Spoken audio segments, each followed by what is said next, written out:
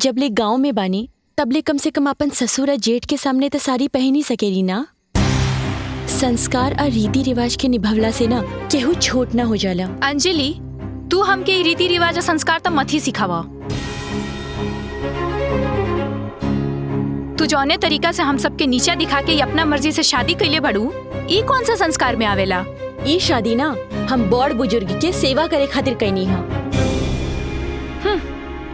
और वैसे भी जे काम रउआ कबो न कर सकेनी ना, ऊ काम अब हम करके दिखाई। बाबूजी, हमार हिस्सा हमके अलग कर दी।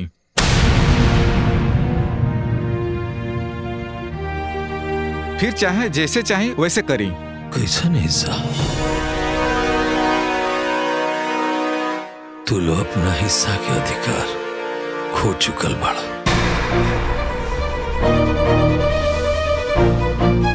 अब यहाँ जौन कुछ भी बाना हमरा पोती के और हमरा दामाद जी के बा।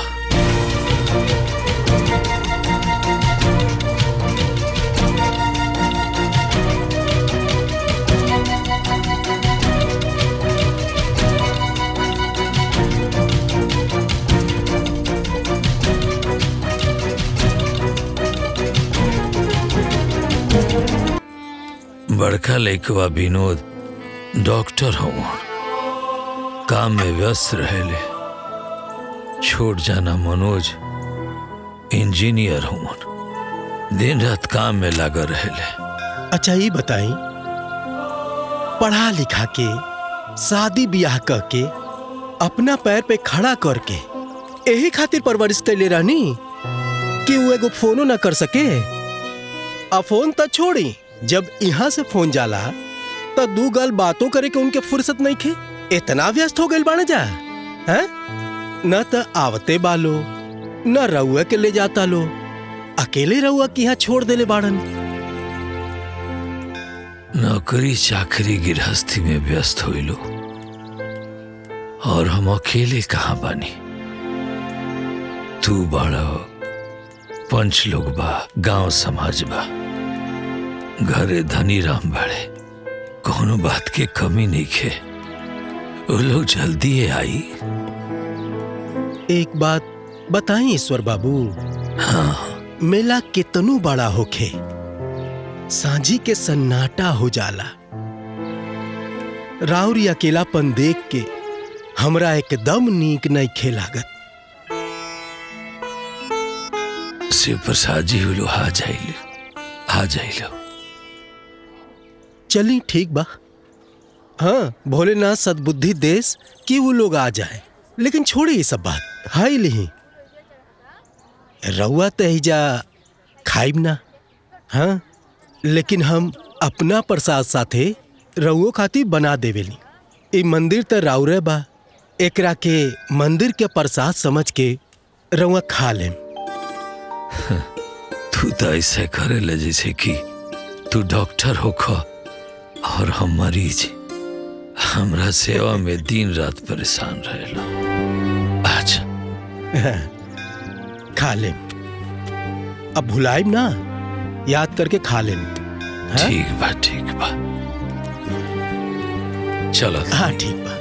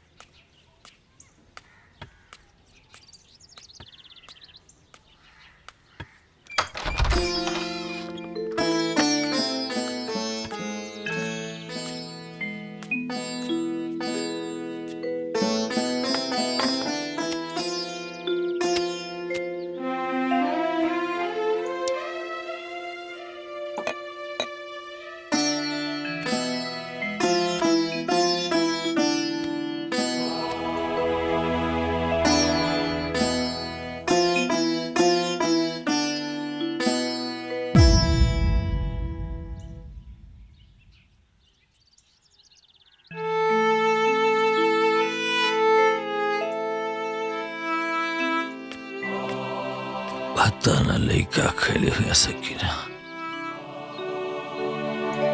बाबा हाँ रउआ आज फिर मंदिर के खाना लाके खा लहनी। अरे तू चिंता मत कर, कुछ दिन में हमार लइका फैका आ जाइलो। रउआ उनका लोग के लिए इतना परेशान रहेनी, उनके जवाब कोई तबे नहीं है। आज रख दम साजी खान खा ले। और सुना तनी दुआरवा बाहर देता जी जा।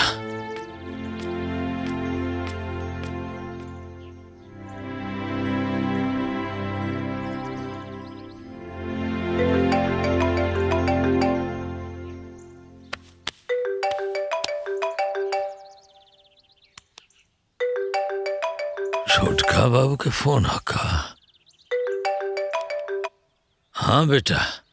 प्रणाम बाबूजी। अरे खुश रहो खुश रहो। बाबूजी ये बार दिवाली में हम भैया के फैमिली आवत इन जगह रे दिवाली मनावे। अरे वाह, ये तो बहुत बढ़िया भाई। आवलो आवलो, रुका धनी धनी राम के बता दी।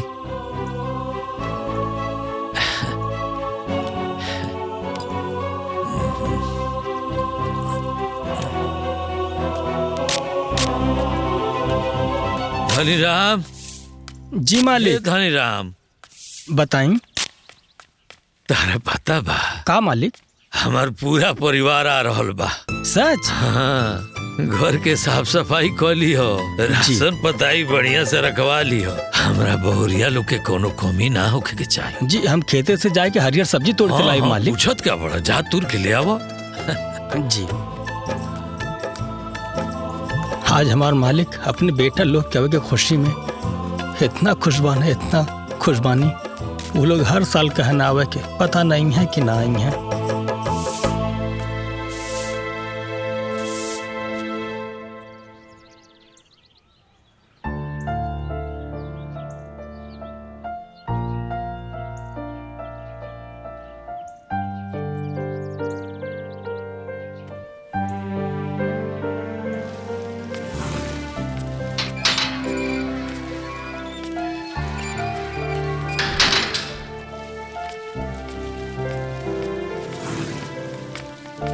हाँ मालिक। कहा ले आइल बड़ा धनी राम? मालिक खेते गल रहनी, मुरई और चराई लेके आईनी है।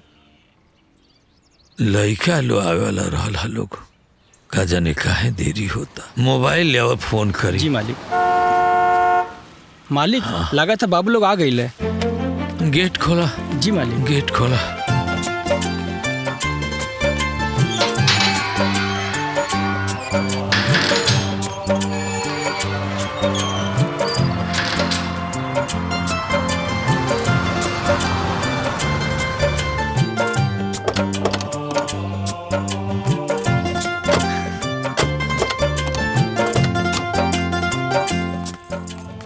आओ बेटी। अरे बहुरिया खुश रहो। दादाजी गोड़ लागतानी। अरे अंजलि खुश रहो खुश रहो। हेती चुकी रहे, इतना बड़ हो गई। और दादाजी रउआ भी तो अभी तक एकदम हैंडसम और जवान बानी। चाचा चाची। ला छोटको भी आ गई।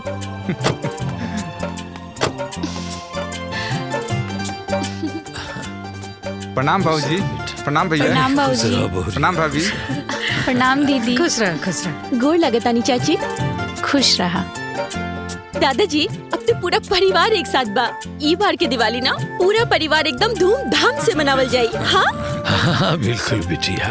अरे धनी राम। जी मालिक। दिवाली के तैयारी करो। जी मालिक। अब बाजार से सारा पटाखा ले आओ। और छुरछुरी जरूर ले आओ। जरूर मालिक जरूर। बचपन में अंजलि के छुरछुरी बहुत पसंद रहे। थैंक यू सो मच दादाजी। चलिए बाबूजी। चला। ठीक बा दादाजी, राउर तबीयत ठीक बा ना? हाँ बिटिया। हाँ वो तो देख के ही लग रहा बा एकदम फिट एंड फाइन बानी।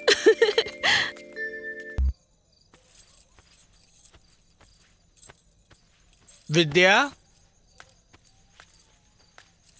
ए विद्या। हाँ जी। ई का करता रू? अरे दिवाली बीत गई, अब हमने के अपने घरे पटना चले के तैयारी करतनी। आ सुनी, जौने काम खातिर रौरा ए गांव में आयल बानी न, वो बाबूजी से बात करके वो खत्म करी। और याद नहीं खे अपनी बेटी अंजलि के सगाई के दिन नजदीक आवता। अरे विद्या, दिवाली खत्म भइल बा, अब ये जाए के बात करीम तो नीमन ना लगी। तो रौरे का चाहतनी डॉक्टरी छोड़ के 2-4 महीने एज रहब का? हाँ, आप पेशेंट सब भाग जाइए कुल तो पैसा गिनल बंद हो जाई। धीरे बोला, देखा 2-4 दिन में बाबूजी के मूड देख के बात कर लिया जाए। हाँ अंजलि। हाय राज, कैसन बाड़ा? हम ठीक बनी, तू बतावा। पता बा राज, यहाँ आइले अभी 2 दिन भइल बा, लेकिन ऐसन लाग रहल बा कि जैसे एको जमाना हो गइल तोरा से बात करल आ मिलल। साचो का? और घर में के बा? ई कोठी में दादाजी रहेनी, हमनी तो पटना में रहेनी जा, और चाचा चाची भी लखनऊ में रहेलन। लेकिन राज, हमरा के ना एको बात समझ में नहीं आवत कि इतना बड़ा कोठी में दादाजी आखिर अकेले कैसे रहेलन। अरे पगली, तो तोहरा मम्मी पापा से पूछे के चाहिए ना।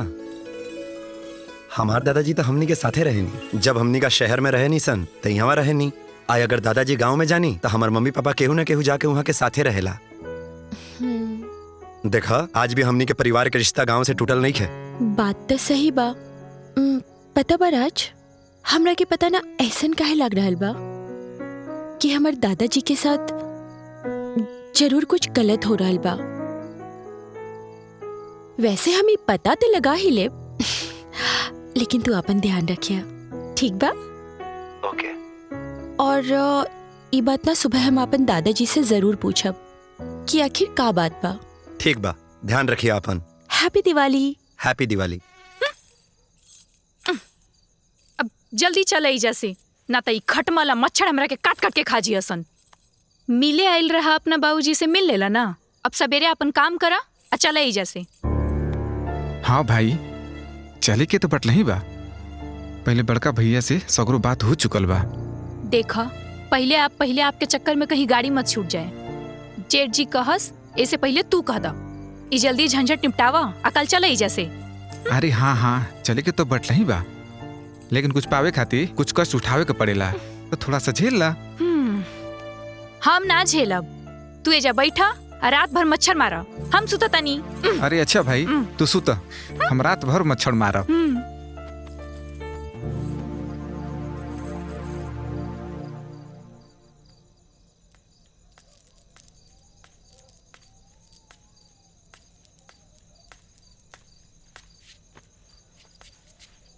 दादाजी, रवा ईका कर रहल बानी? दिवाली तो खत्म हो गइल बा ना? कजरौठा में काजल से खतनी बिटिया, दिवाली के काजल बड़ा शुभ होला। अच्छा दादाजी, इतना बड़ा कोठी में रवा के अकेले मन कैसे लागेला? रवा हमने लोगन के साथे पटना में काहे न रहेनी?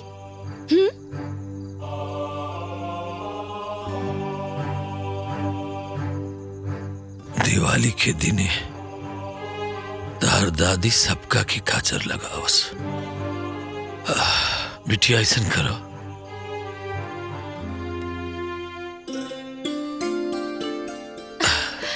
तू सबका की काजर लगाता। हाँ, ठीक बा, बहुत ही अच्छा रिवाज भाई दादाजी, हम सबके लगा के आवतानी।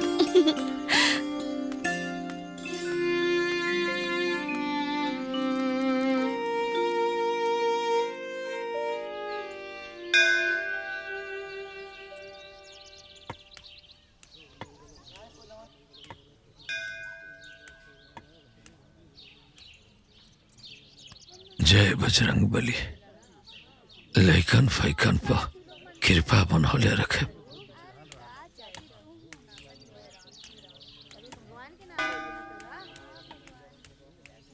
ईश्वर बाबू प्रणाम। श्री प्रसाद जी, हाँ, थोड़ा सा प्रसाद दे दे, भोजन घरे बनल हुई। हमार बेटा पतो आ गिल बालू।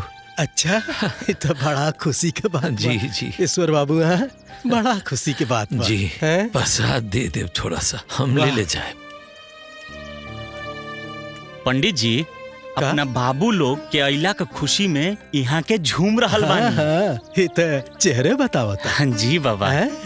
कि जी तो बाबा, कुछ दिन प्रणाम। के खुशी के चांद निकलल बा, फिर अमावस लग जाई। ताकि सब कुछ आवेला का बनावे के। हाँ दीदी, वो का है ना कि हम तो अपना नैहरे में ब्याहे से पहले सब सीख लेले रही।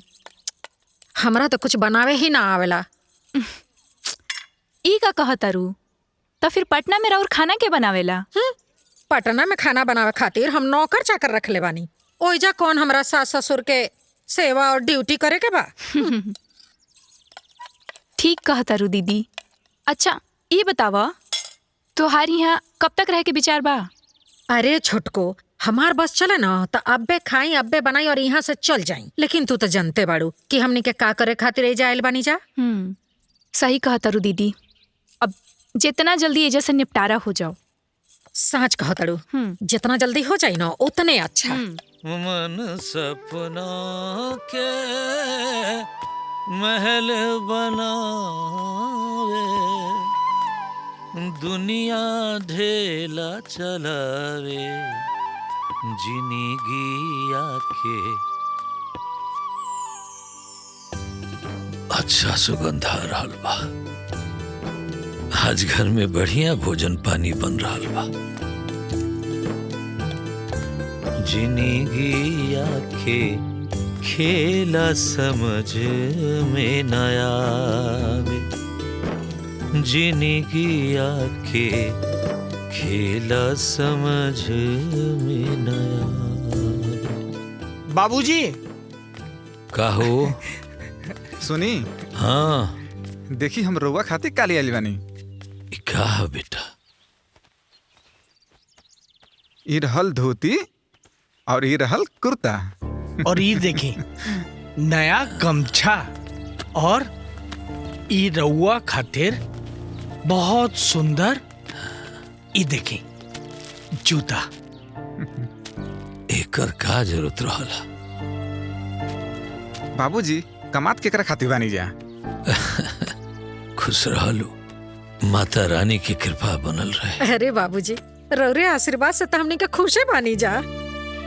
अच्छा बाबूजी, हाथ मुंह धोली, खाना तैयार हो गई बा। हाँ। दीदी, अंजलि कहाँ गई बड़ी? लाई गयल होई बाबूजी। यही पड़ोस में अपना सखी सहेलियन के साथ खेले। ई गांव के खेत खलिहान हरियाली कितना सुंदर लागता ना। हाँ। सही बात बा। अच्छा दीदी, जौन मजा शहर में बा वही जा गांव में कहाँ देखे के मिलेला? हाँ?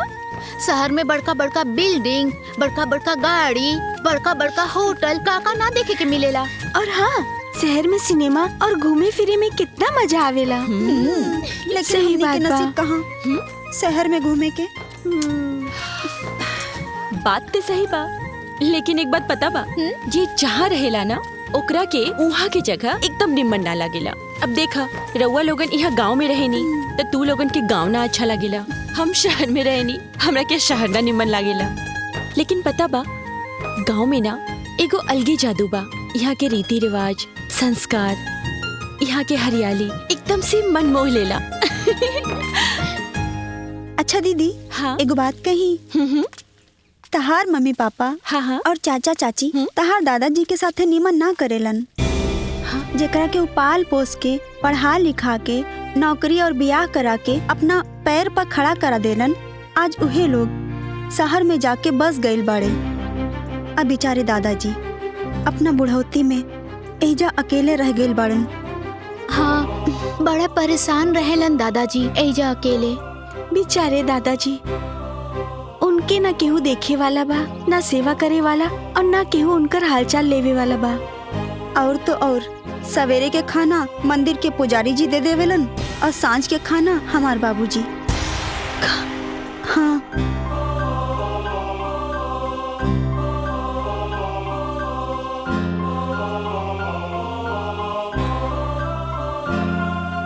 चलो घर चलल जाओ। हाँ चला।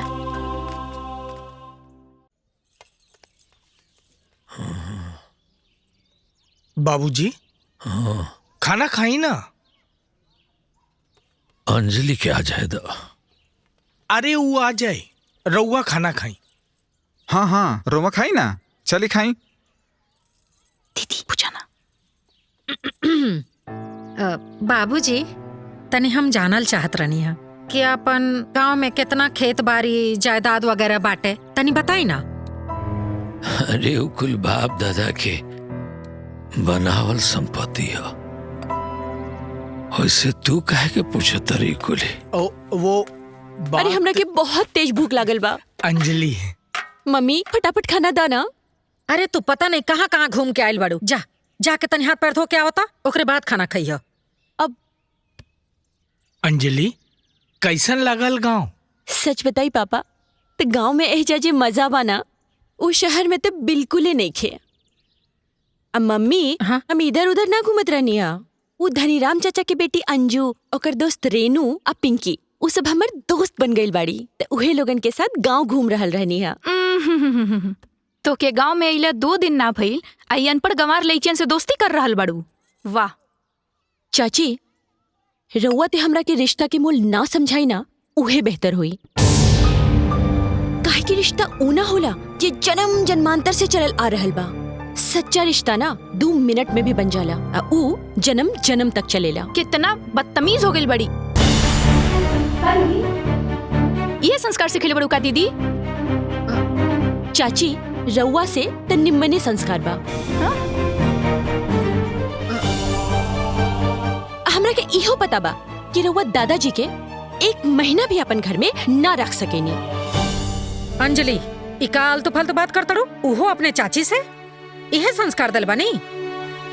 मम्मी, हम कोनो आलतू फालतू बात ना कर रहल बानी। हमरा के इहो अच्छे से पता बा कि जब रउआ और पापा हमरा से कहेनी ना कि दादाजी पटना में ना रहे के चाहेले, तो असली बात ई बा कि रउआ लोगन दादाजी के अपना साथे पटना में ना रखे के चाहेनी। काहे से कि रउआ लोग के तो आराम से अकेले ऐश से रहे के बा। और एक बार भी सोचे नी कि यही जा दादाजी अकेले कैसे रह रहल बानी। अंजलि, चुपचाप जाके हाथ धो के आवा।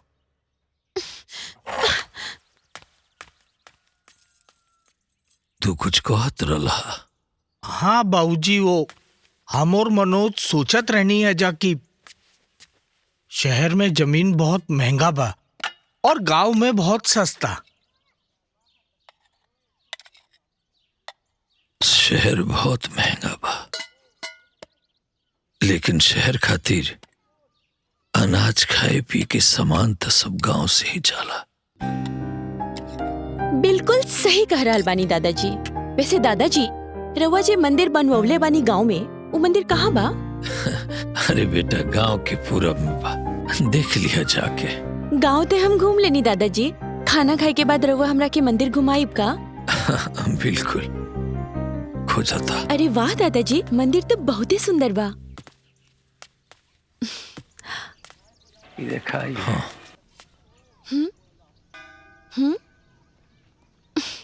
हर हर महादेव।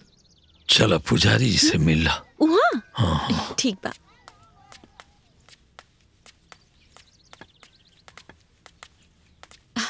शिव प्रसाद जी। अरे ईश्वर बाबू, आई आई आई।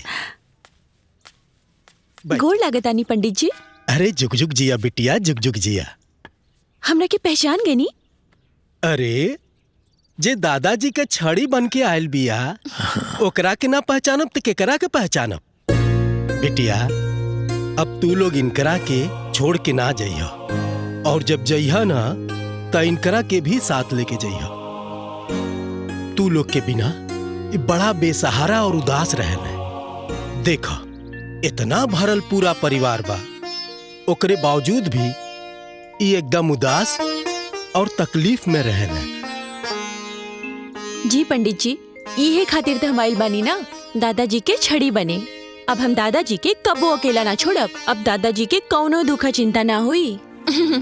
देखा बेटा, जब से तू लोग यहाँ आयल बाड़ू ना, ईश्वर बाबू के सूखल जिंदगी में बहार आ गइल बा। देखा कैसन चेहरा इनकर मुस्कुरात बा। दादाजी, रउआ परिवार के खातिर इतना दुख सहनी ना, लेकिन आप अगर रउआ के केहू भी दुख देना तो ओकरा से भी ज्यादा दुख मिली। हाँ हाँ बिटिया। अब एक कॉल आ रहल बा, हम बात करके आ रहल बानी। बतियाल। हेलो अंजलि, कैसन बाड़ू? हम तो ठीक बानी, तू कैसन बाड़ा? अरे अंजलि, तू तो गांव जाके हमके भुला ही गईलू। ना एको मैसेज, ना एको कॉल। अरे का कर रहल बाड़ू ओइजा? राज, हमरा के ना यहाँ गांव में एगो नया साथी मिल गइल बा। नया साथी? ये का बात कर रहल बाड़ू तू? हाँ राज, जब नया दोस्त मिल जाला तब पुराना दोस्त के तो भूले ही के पड़ेला ना। अरे तू पगला गिल बाड़ू का? ये का कहता रू? गलत बात मत कर।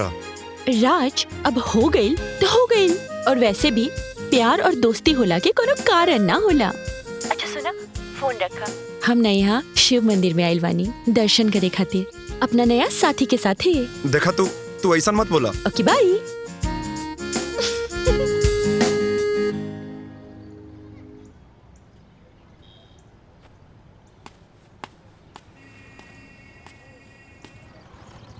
सर, रउआ अकेले यहाँ दुखी मन से काहे बैठल बनी? अरे यार का बताएं, वो जौन अंजलि बाड़ी ना, वो कहत तारी गांव में उनका केहू साथी मिल गइल बा। रउआ मानी या ना मानी, भाभी तोहरा प्यार के परीक्षा ले रहल बाड़ी। का बताएं, तू तो जाने ला ना कि अंजलि और हम कितना प्यार करेनी आपस में, और हमनी के प्यार हमनी दोनों के परिवार के भी मंजूर बा, और अब तक और हमनी के ब्याह भी तय होके वाला बा। तब वो ऐसा बात करत हिया, और गांव में जाके कोनो गंवार से प्यार कर लेलक। रउआ तैयार हो जाई प्यार में परीक्षा देवे खातिर। हम तो तैयार बानी। हमार और अंजलि के प्यार के बीच में अब जे भी आई वो जान से जाई। ठीक बा पंडित जी, गोड़ लगतानी। खुश रहा बिटिया, जुग जुग जिया। अच्छा शिव प्रसाद। हाँ ठीक बा।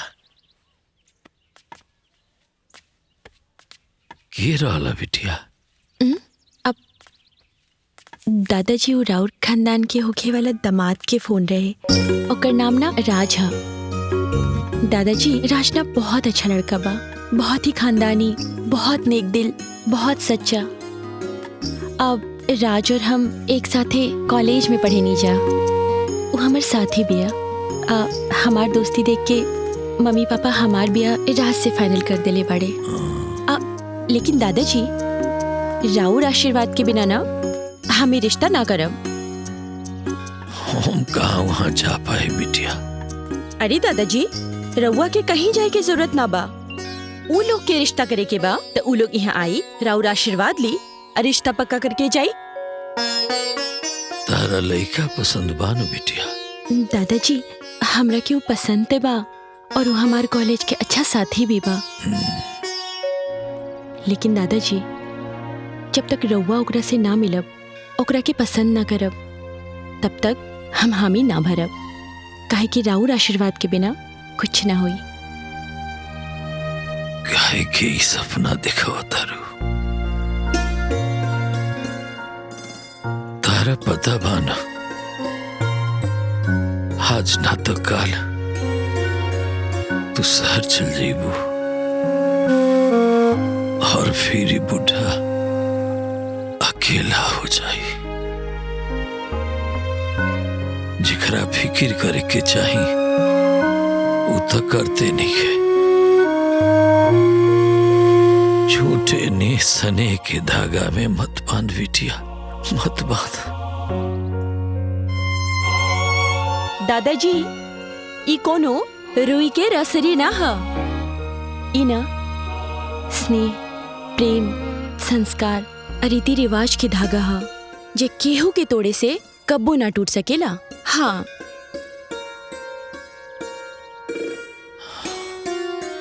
चलो ठीक बा दादाजी, चले आराम से।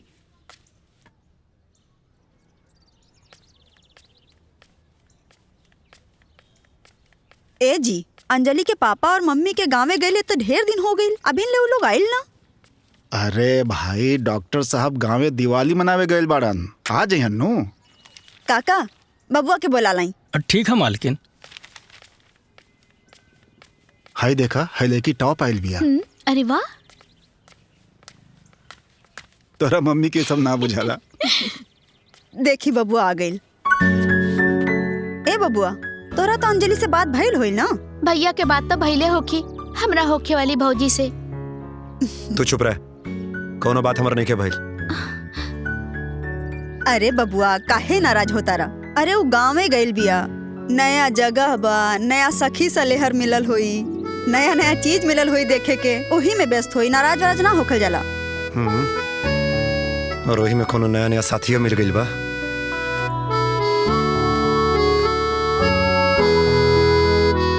भैया हाँ कहे तो उठ के यहाँ चलेला? का भइल बा? भाभी से कुछ भइल है का? ओकरा के गांव में कोनो नया साथी मिल गइल बा। अब ओकरा के हमार कोनो जरूरत नहीं है। ना भैया, अंजलि भाभी बहुत अच्छा बाड़ी, तरह से बहुत प्यार करेली। छोड़ा, कोनो प्यार व्यार ना करेली वो। ज्यादा मत सोची भैया, चली आई।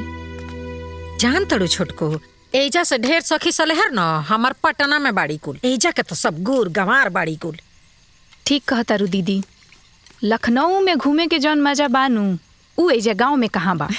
सच कह तड़ू छोटको, अंजलि के पापा न हर हफ्ते में हमके सिनेमा देखावे ले जानी सिनेमा हॉल में। अरे दीदी, हमके भी ना अंजलि के चाचा हर हफ्ता लेके जालन लुलु मॉल। हाँ, अब हमरा के केहू कही नू कि शहर छोड़ के गांव में रहला त हमरा से ना हुई। तहरा का लगता छोटको, हम जब से गांव में आइल बानी न हमार सांस फूलता। लेकिन ए बार न अंजलि के पापा इतना मान मनोवल कैनी है, जिद कैनी है, तब जाके हम आईनी है ना, तो आईती नहीं हम गाँव में। हमरो अब की बार आखिरी बा दीदी, एकरा बाद हम ई गांव में सड़े खाती कब्बो ना आईम। सुना, जौन प्लान लेके ये दोनों भाई आयल बालो, अगर वो प्लान सक्सेस हो गई तो हमने के गांव में दोबारा आइले के कोनो जरूरते ना पड़ी। भगवान करे दीदी कि ई प्लान सक्सेसफुल हो जाओ, तब अगला साल ना हम मनोज आइम जा पटना घूमे खातिर। काहे ना आइबो पटना घूमे खातिर? अरे हम अंजलि के बियाह भी तो तय कैले बानी, तो अइहा तो बियाह अटेंड कर लियो और पटनो भी घूम लियो। हमने के दोनों देवरानी जेठानी मिल के ना पूरा पटना में घूम के शॉपिंग कर जाई। ठीक बा, चाय छनी? चाय बन गल, चाय बन गल। पढ़ाई तार ठीक चलत है ना बिटिया? हाँ दादाजी, बहुत बढ़िया चलता पढ़ाई। इली चाय पी।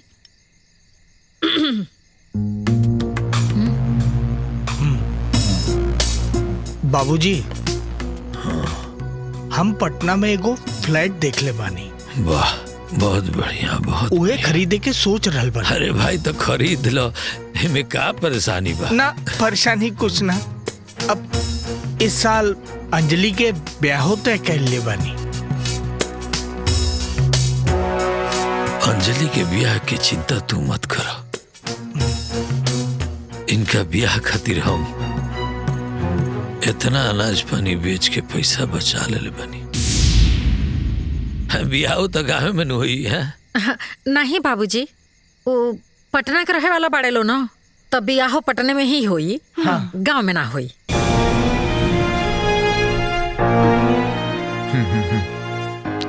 बाबूजी, हम कुछ कहल चाहता नहीं। बोला।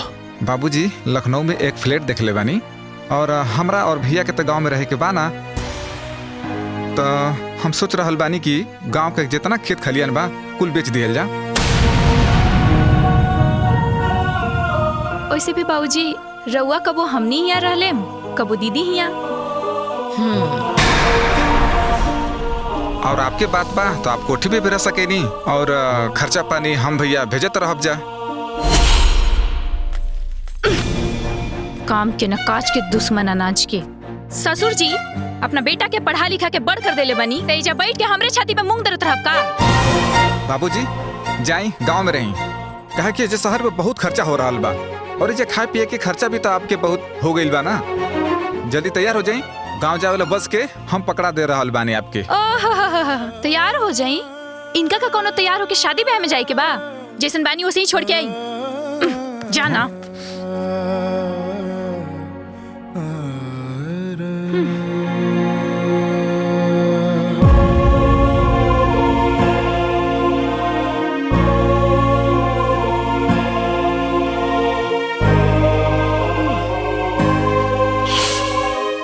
खर्चे की का बात बा? वैसे भी अपने बनावल मंदिर में चढ़ावा खाए पिए खातिर खूब मिलेला।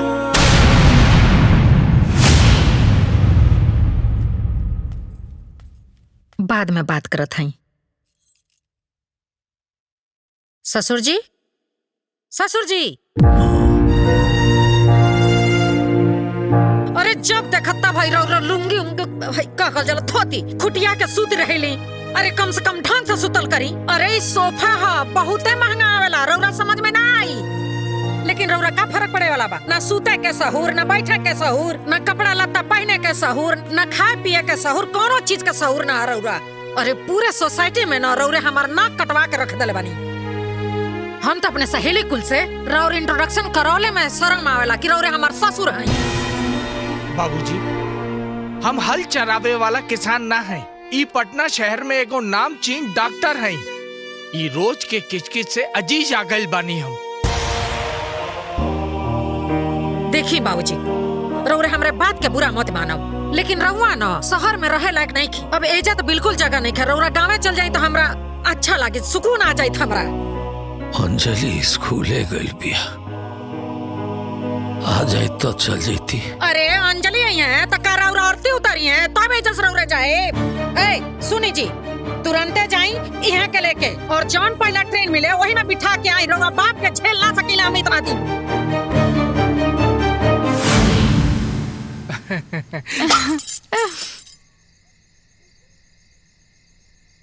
मनोज, हाँ हाँ भैया, हम कहतानी कि ई कोठी के भी बेच दिहल जाओ, आधा आधा बंटवारा कर लिहल जाए।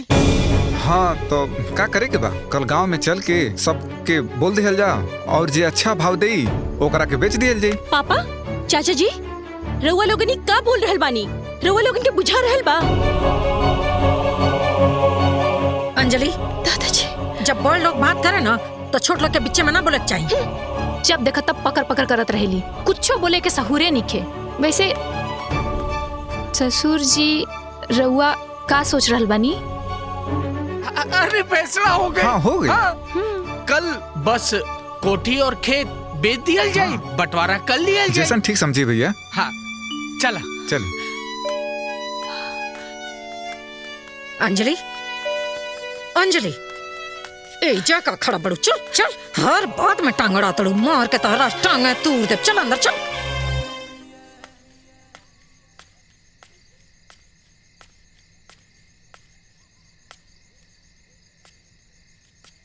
दादाजी। हाँ अंजलि, आवा। रवा खाना ना खाई? बैठो बैठो।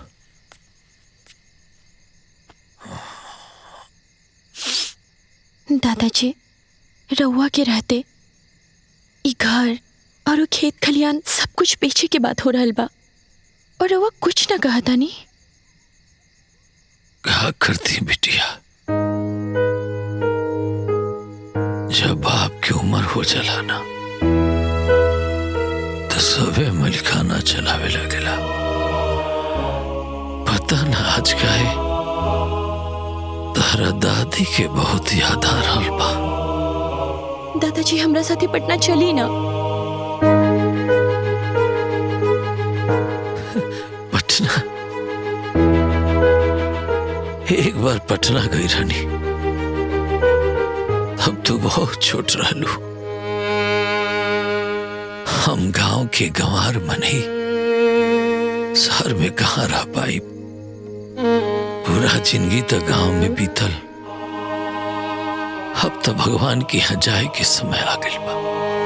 अब जौन होई तो होई ही जा होई। हम जानता नहीं दादाजी, रउआ जी बोले के चाहिए वो ना बोल पा रहल बानी और जे ना बोले के चाहिए वो लाचारी में बोल रहल बानी। मम्मी पापा चाचा चाची रउआ साथे बहुत गलत कर रहल बाड़े।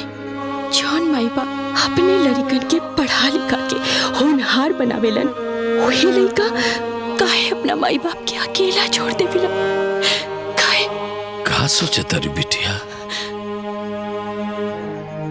दादाजी, हम यही सोच रहल बानी कि जवन पेड़ जिनकी भर सबके छाव देलस, वही पेड़ के छाया जब धीरे धीरे मुरझा जाला, वही लोग सब धीरे धीरे ओकरा से दूर हो जाला। अरे वाह, हमार पोती तो बड़ा समझदारी वाली बात करती है। अच्छा ही बताओ, कुल कहाँ से सीखले बाड़ू? रवे न पोती है हम दादाजी। दादाजी, हाँ। हमरा के पता बा मम्मी पापा चाचा चाची रउआ के अपन साथ रखे के नइखे चाहत। ना बिटिया ना, ऐसा बात नहीं के। अरे वो लोग हमरा के बहुत प्यार देला, बहुत सम्मान देला। हम सब समझ गए बानी दादाजी। अच्छा तो वो काम करो, हमरा सवेरे उठे के बा। लेकिन दादाजी तू जा अब तू आराम करो, हमरो आराम करे के बा। अच्छा चलिए सो जाइए जल्दी। हाँ सो जाइए चलिए। हाँ हम सो जाए। गोर लागतानी। खुश रहो।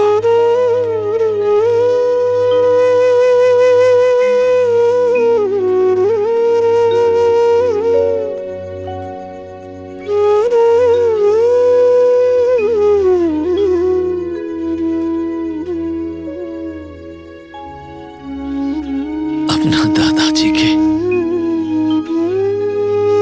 थोड़ी बच के अलबिया हमर पोती,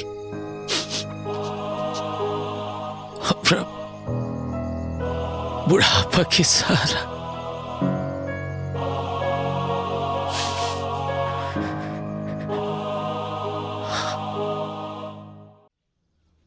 प्रणाम भैया।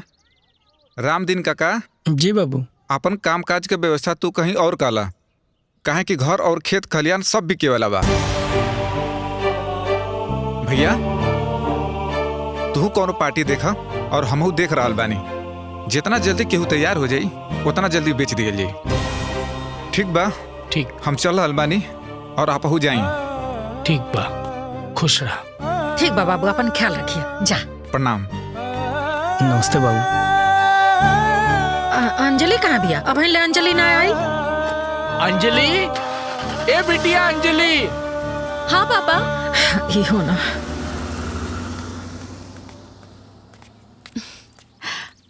अब मम्मी इराउट पर्स छूट गई रहे। ला। ए बिटिया तू अभी तक तैयार नहीं खू? अरे जाके तैयार हो जा जल्दी। पापा वो रामदीन काका के बेटी रेनू के बियाह बा और रेनू हमार पक्की सहेली बन गई बिया। तो हम सोचनी कि ओकरे बियाह के बाद आ जाए, और अगर रउआ लोग भी रुक जाती तो कितना अच्छा होइत ना। अंजलि तू पगला गल बड़ू का? अरे नौकर चाकर गरीब गुरबा आदमी हुआ कुल। गरीब गुरबा के बेटे के बियाह में तू जेबू? हाँ चलो चलो चलो तू पटना चलो। मम्मी हम आ जाए, रउआ चिंता ना करी। हाँ तो ठीक बा, मराई जगह में हम जाता नहीं पटना। तू शांत रह। देखा बेटी, तू अपन सहेली से ना कहता। हाँ पटना चला साथे। हाँ पापा अब हम राउर छोट वाली अंजलि ना बानी, अब ना हम बड़ हो गइल बानी। अब हम कहीं भी अकेले आ जा सकेनी। अरे जब वो रहे के कहतिया तो काहे करे के जबरदस्ती ले जाता रहो। हम बियाह निपटा के आ जाइब ना, प्लीज। ठीक बा, अपन ख्याल रखे। Thank you. ध्यान रखिए तू अपन। गोड़ लगत नहीं बाबूजी।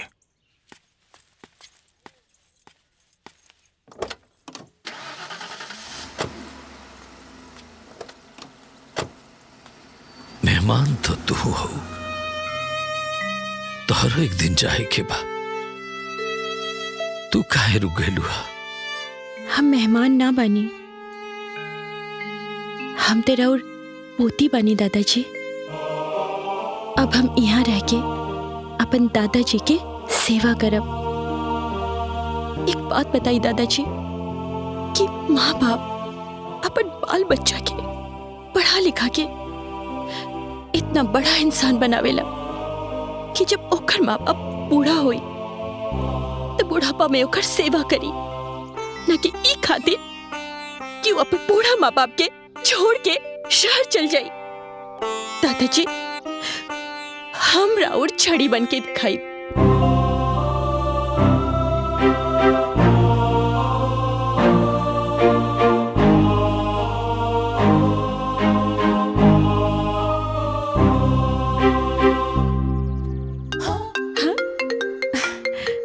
पापा के फोन है। उठा लो। हाँ पापा, गोड़ लागतानी। खुश रहा बिटिया। अरे तू कब आ रहल बाड़ू? कितना दिन हो गए तोहार सहेली के बयाना खत्म भइल। देखा बिटिया, तोहार मंगनी के दिन पास आ रहल बा। राज के घर वाले पूछ रहल बाड़न। अच्छा पापा, हमरा के एक बात बताई कि राउर और मम्मी के मंगनी कहाँ भइल रहे? ई का पूछ रहल बाड़ू? बताई ना पापा, राउर और मम्मी के मंगनी ब्याह कहाँ भइल रहे? गाँव में। जब राउर और मम्मी के मंगनी ब्याह गाँव में भइल रहे, चाचा चाची के मंगनी ब्याह गाँव में भइल रहे, दादा दादी तक के ब्याह गाँव में भइल रहे, तो अब हमार ब्याह भी गाँव में ही हुई। पगला गइल बाड़ू का? अरे तोहरा के मालूम बा तू का कह रहल बाड़ू? हम बिल्कुल सोच समझ के बोल रहल बानी। फोन तनी स्पीकर पर डाली तो उ का बतियावतिया तनी हमहू सुनी। बोलो। हेलो, तहर दिमाग खराब हो गइल बा अंजलि? कैसन बात करो तड़ू पापा से? मम्मी, हमार दिमाग ना बिल्कुल ठीक हो गइल बा। और रवा के पता बना, अंजलि एक बार जे सोच लेलस वो सोच लेलस। अब अगर भगवान भी आके हमरा के बोलिए ना कि हमार ब्याह कोनो और शहर में हुई, गांव में ना हुई, तो ये संभव ना बा। अब ये सब का नाटक है? मम्मी, नाटक हम ना रउआ लोग कर रहल बानी। ये बात से रउआ लोगन की खुशी होके के चाहिए, उल्टा उ बात पे रउआ लोग हमरा से बहस कर रहल बानी। असली नाटक त अब शुरू हुई और ये हमार जिद बा कि हमार शादी ना मम्मी अब यहाँ गांव से ही हुई, ना कि शहर से। पापा से कह दी कि उ जाके राज के मम्मी पापा से बात कर ली। अगर उ लोगन के मंजूर बा तो ठीक बा, वरना टाटा बाय बाय। बिटिया, ये सब तो काहे कर रहल बाड़ू? का बात है? बताओ तू अपने मन के बात। संस्कार, रीति रिवाज भी कोनो चीज होला, रउआ लोग शहर में जाके कब के भूल गइल बानी। रउआ के पता बा कि यहाँ गांव में आके हमरा के समझ में आई कि संस्कार का होला, रीति रिवाज का होला। आपन लोगन से बढ़ के ना कौनो खुशी ना होला। हमरा के तो ये बात समझ में आ गइल बा, और रउआ लोगन के भी जितना जल्दी समझ में आ जाई उतना ही अच्छा हुई। ठीक बा, हमरा के बहुते काम बा, हम फोन रख रहल बानी। गोड़ लागतानी, बाय। अब अंजलि फोन काट दलोस। पता ना अंजलि के का हो गइल बा। हमहू के कुछ समझ में नहीं आवत जी कि एकरे मन में का चलता, का चाहती आई। का करी अब? वासुदेव बाबू को कहब तो का सोची है? डॉक्टर साहब से बात भइल हा? उ लोग ऐनी कि ना अभी? अरे डॉक्टर साहब तो दिवाली बना के कहिए गांव से आ गइलन, लेकिन अंजलि हमरा बुझाता कि ओहिजे रह गइल बिया। अरे तो वो आइए जाई, डॉक्टर साहब से बात कर ले, कहे से सगाई के दिन नजदीक आवता।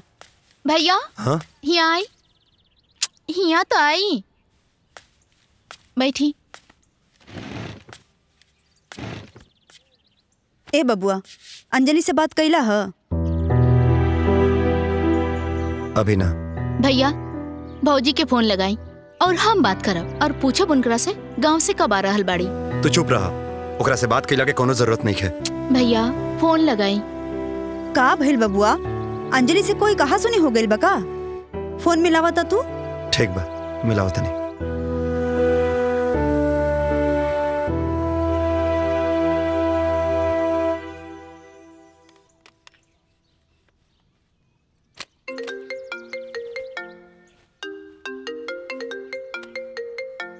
अंजलि बिटिया।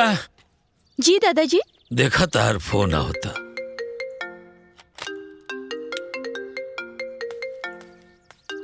हमार फोन?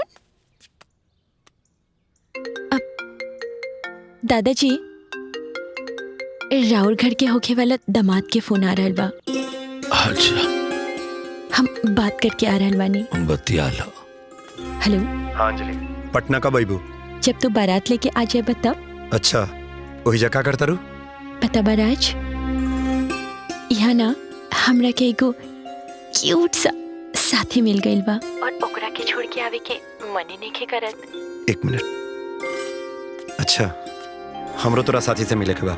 अच्छा जी, तो आ जाई रामपुर, भेज दी एड्रेस। आयम, जरूर आयम, और गाजा बाजा के साथ आयम, और तोहरा साथी के सामने से तोहके उठा के ले आयम। लेकिन ध्यान रखिए कहीं ऐसा ना हो जाए कि हमारे क्यूट साथी के देख के तुम्हार मन भी बदल जाए, हम दोनों के एजा गाँव में ही रह के पड़ जाए। अच्छा तो टाइम बताई। अच्छा सुनो ना, हमरा के बहुत कपड़ा प्रेस करे के बा, हमरा के बहुत काम बा, हम तोरा के बाद में फोन करब। Bye, love you. अरे सुना ना, सुना। आप पानी पी।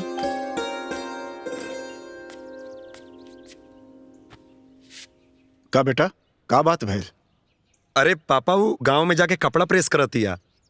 कपड़ा प्रेस करतिया? हाँ। और का बात भइल? वो हमनी सब के रामपुर बुलावतिया। रामपुर? अच्छा, भैया के शादी के दिन रखे खातिर हम सबके रामपुर जाए के पड़ी।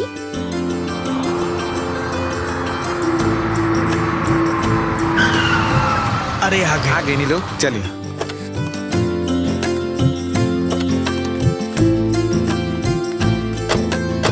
प्रणाम। अरे रहुआ जाना तानी, बहुत दिन के बाद गांव घूमे के मौका मिला था, आनंद आ गया। देखिए जी, आई चलिए। प्रणाम। नमस्ते। प्रणाम। नमस्ते। ये हमार बाबूजी हैं। जी जी प्रणाम। आई। प्रणाम। खुश रहा बेटा। प्रणाम दादाजी। खुश रहो बाबू, बैठ। बैठिए बाबूजी। बाबूजी, हम और विनोद भाई साहब साथ में ही डॉक्टरी करें नीचा। अच्छा अच्छा। अच्छा ही लोग से मिली। ये हमार पत्नी यशोदा है। नमस्ते। आई हमार राज बेटा है। आई तो हमार लाडली बेटी गुड्डी है। मनोज। हाँ भैया। जवन बात बहिल रहे, केहू से बात बहिल की ना? जी भैया, अभी फिर से आइल बन गया। तो अंजलि के शादी के दिन निकला जाता, तो ओकरा बाद वो काम कर लिए जे, और वो कहा बा कि बहुत लगन से बात हो चुकल बा, और ये गांव के लोग ही तैयार बा दाम देवे खातिर। ठीक बा। ए अंजलि के माई, अंजलि के लेके आवा। तब तक पंडित जी दिन तारीख निकाली ना। हाँ बेटा, हाँ।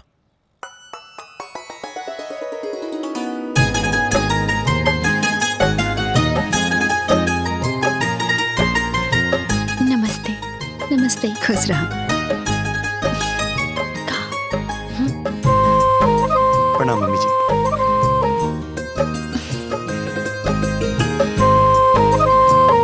का भाई या सब बा? उतर गांव वाला साथी के बा। अच्छा, तो के देखे के बा? ओ यही जे बा। ई है हमार दादाजी, हमार नया साथी। कैसे लागल? अरे ये तो हमरा बहुत नीमन लगा। तोहरा के बताओ तनी। पंडित जी, ओ पंडित जी, कोनो डेट निकलल? हाँ ईश्वर बाबू जी, अगला महीना में 4 और 8 के लगन बा, लेकिन 16 तारीख वाला बहुत बढ़िया बा। तारीख के कोनो समस्या नहीं है। हम तो अपन बेटी के ब्याह शहर में करे के चाहत रहनी, बस बेटी के जिद के आगे मजबूर बनी। पापा, हम राज के जाने ली, पहचाने ली, और राज हमार बहुत अच्छा दोस्त भी बाड़े, लेकिन ये ब्याह खातिर ना हमारे को शर्त बा।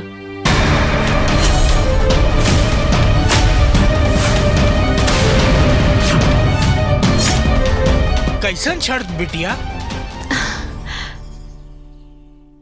हम रउआ लोगन से कहल चाहता नहीं कि हमार दादाजी, हमार चाचा अब पापा के पढ़ा लिखा के बड़का आदमी बनवलन।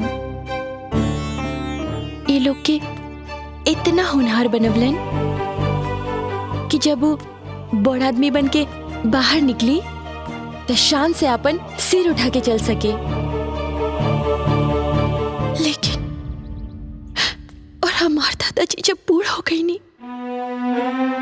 और जब यहाँ के अपन संतान लोगन की सबसे ज्यादा जरूरत रहे, तब तक सब लोग अपन अपन जिंदगी में व्यस्त हो गई, शहर जाके बस गई, और एक बार भी ना सोचनी कि दादाजी बुढ़ापा में कैसे रहे। और दादाजी से ये बात करके दादाजी के और दुखी कर देनी। ये कुल प्रॉपर्टी बेचे की बात करे लगनी।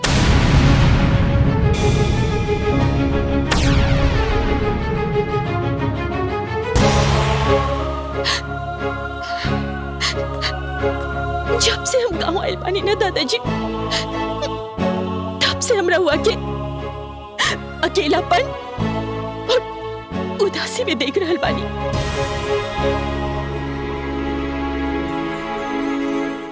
लेकिन एकरा से रउआ लोगन के का फर्क पड़ेला?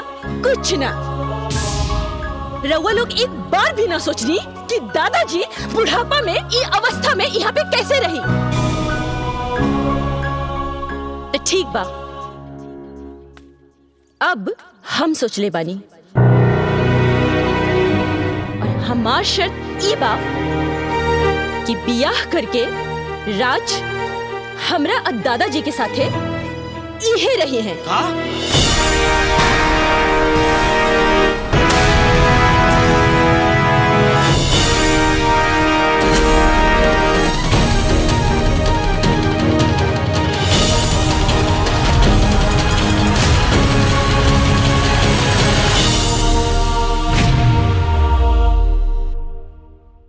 कॉल करें।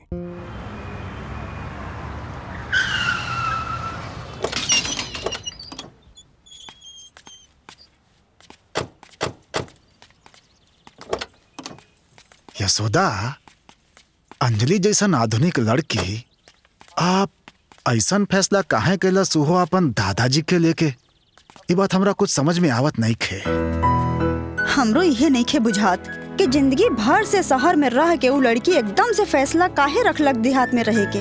आजकल लोग गांव छोड़ के शहर में रहे चाहता, वहीं अंजलि भाभी शहर छोड़ के गांव में रहे चाहता रही। हमके तो लागता कि गांव में कोई ओकरा के जादू टोना कर देले बा। जन्नी यही से तो गांव में रहे के चाहतिया, और ना तो घर जमाई पति खो जातिया जे घर में जमाई बन के रहे। एगो बात कही, विनोद जी के मना कर दी, रिश्ता हमरा के मंजूर नहीं खे। तू सही कहता रू यशोदा, हमरो यह लागता। ना पापा, हमरा लागता जरूर है में अंजलि के कोनो ना कोनो मजबूरी बा। हम ओकरा के बचपन से जानीला, या तो वो हमरा प्यार के इम्तिहान लेवे के चाहतिया तो कोनो बात ना, हम ओकरा प्यार में कोनो इम्तिहान देवेला तैयार बानी। चाहे कुछ हो जाए, हम ई शादी जरूर करब, भले ओकरा ला हमें घर जमाई काहे ना बनने के पड़े।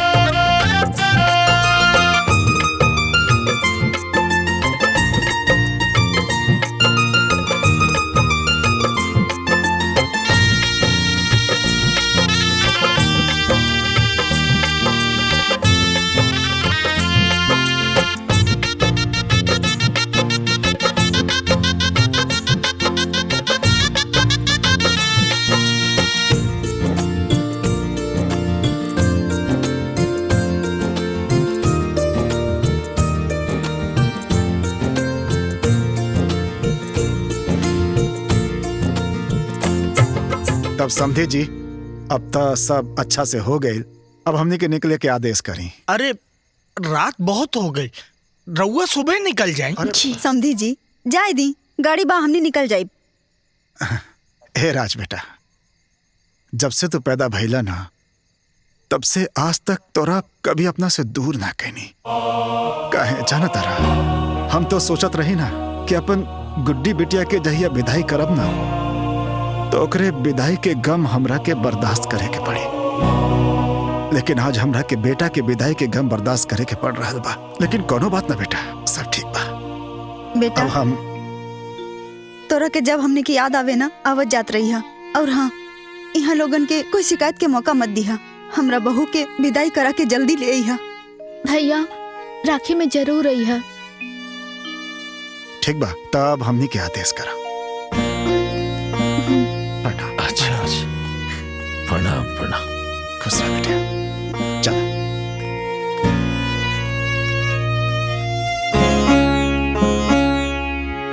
आज पता चला जब केहू अपना से जुदा होला तो कितना दुख होला।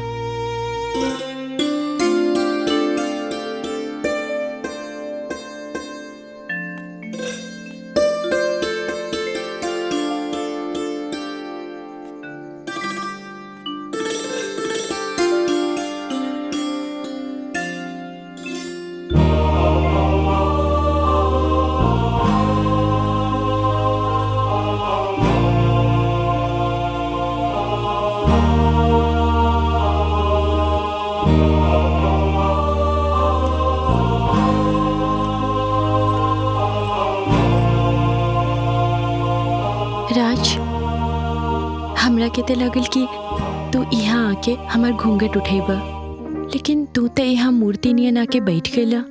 का भइल राज, तू ई ब्याह से खुश ना बड़ा का? ना अंजलि, हम ब्याह से खुश बनी, लेकिन तोहरी ब्याह करे के तरीका हमके समझ में ना आइल। तू ऐसन शर्त काहे रख लू? पता बा राज, हम जानत रहनी हा कि हमरा से शादी के खातिर हम कौनो शर्त रखब ना ते हमार राज मना ना करिए। पता बा राज, पहले हम सिर्फ दोस्त रहनी हा, लेकिन अब हम दोनों शादी के पवित्र बंधन में बंध गई नहीं, और अब हमने के रिश्ता और भी ज्यादा गहरा गईल बा।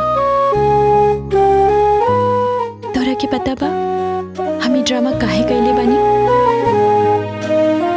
सिर्फ और सिर्फ दादाजी के खातिर। तोरा के पता बा ना, दादाजी यहाँ इतना बड़ा कोठी में अकेला उदास रहे नहीं। तका वो लोग दादाजी के अपना साथे ना रखेला? हम बहुत छोट रहनी है, हमके ना थोड़ा थोड़ा याद बा कि दादाजी पटना गए रहनी। वहाँ पे हर हमेशा पापा मम्मी दादा के गंवार देहाती बोल के जलील करत रहे। सेम ये चीज दादाजी के साथे लखनऊ वाले चाचा भी करत रहलन। आखिर दादाजी ये सब काहे बर्दाश्त करती, और फिर अपन उहे मायूसी और उदासी लेके आ गई नहीं यहाँ गांव में। एक बात बताई राज, चाची या मम्मी के तो समझ में आवेला, वो लोगन ते दोसर घर के बेटी बाड़ी, लेकिन पापा चाचा वो लोगन ते दादाजी के आपन संतान बाड़न ना। इहे से हम फैसला कईनी, हम कुछ तो ऐसा जरूर करब जेकरा से हम पापा और चाचा दोनों के सबक सिखा सकी।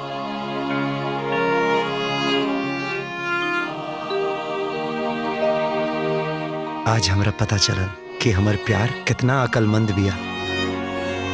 देखिए, हम तू जवन फैसला कइले बाड़ू ना, एकदम सही कइले बाड़ू। तोहारी फैसला के पूरा गांव मिसाल दी, और हमके गर्व बा कि तू हमार पत्नी बाड़ू। हम तोहरा साथ हर सिचुएशन में खड़ा बने। लेकिन राज, हमरा के तोहरा से एगो और वादा चाहिए। हाँ बोला ना। हम तो दोस्त हैं, और अब हमनी दोनों की शादी हो गई बा, तब पति पत्नी भी बन गई बानी। लेकिन जब तक हम घर में बानी ना, तब तक हम दोनों दोस्त बन के रहब, जब तक कि हम अपन ससुराल बहू बन के ना चल जाई। ठीक बा ना? हाँ? अरे पगली, हम कहनी ना कि तोरा हर फैसला के साथे हम खड़ा बानी, हर जगह। थैंक यू सो मच राज।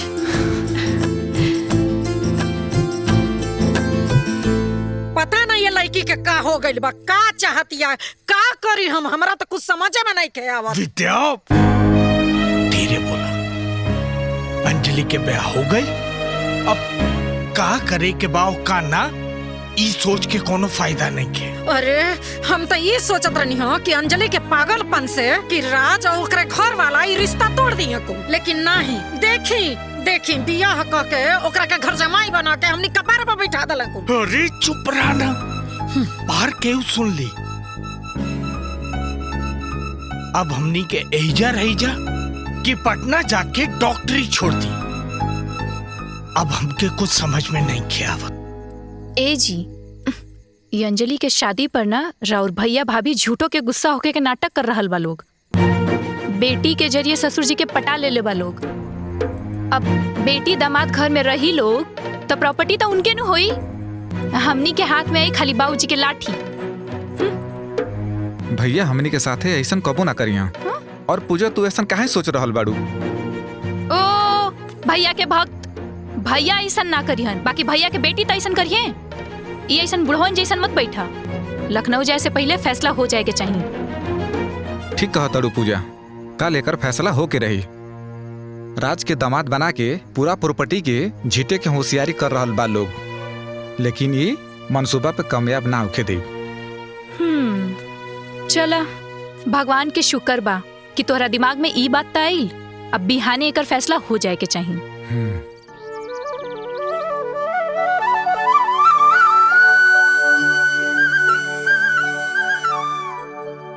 हे तुलसी मैया, हम दादाजी खातिर जवन फैसला ले ले बानी, हम ओकरा के निभावे में सफल हो सकी। हमरा के इतना शक्ति दी, हमरा के इतना शक्ति दी माई।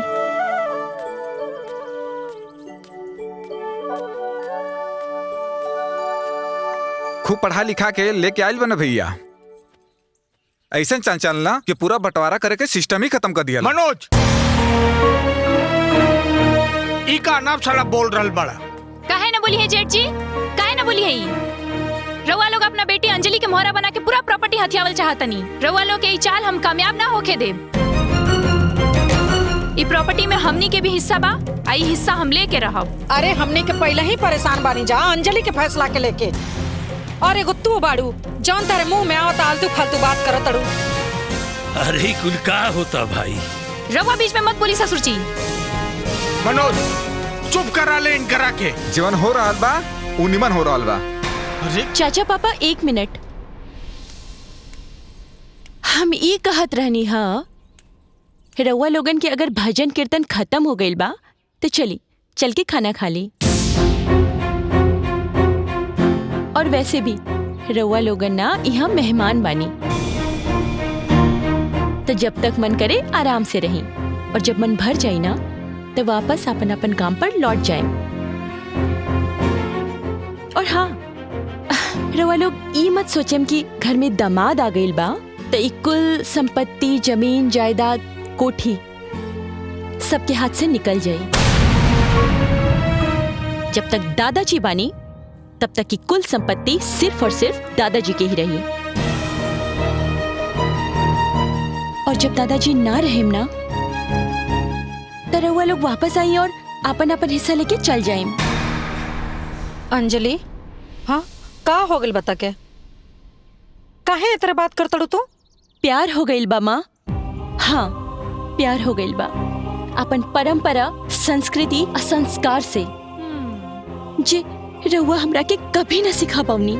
लेकिन पता बा माँ, अब ना हमरा के अपन परिवार के महत्व समझ में आ गइल बा।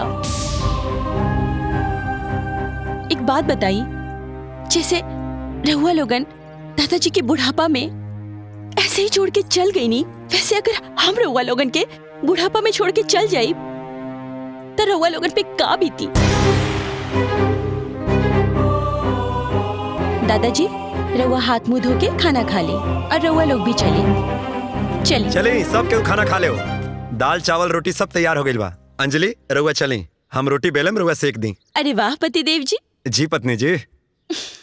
राज बेटा, तू अपना बाबूजी के इतना बड़ा कारोबार छोड़ के एजा गांव में रह पाईबा? वो का है ना ससुर जी, इतना बड़ कोठी, इतना लंबा चौड़ा खेत बारी, ऊपर से आसमान जैसन छाता नियन दादाजी और अंजलि के साथ जब ये सब कुछ हमारा पास बा तो और का चाहिए। खैर ये सब चीज आप लोगों के समझ में ना आई। चला अंजलि, खाना बना लिया। ठीक बा। आई लोग खाना खा ली। ठीक है ठीक है। चली। हाँ चला। वाह, जे पराया रहे वो आपन हो गई, जे आपन रहे वो पराया हो गई।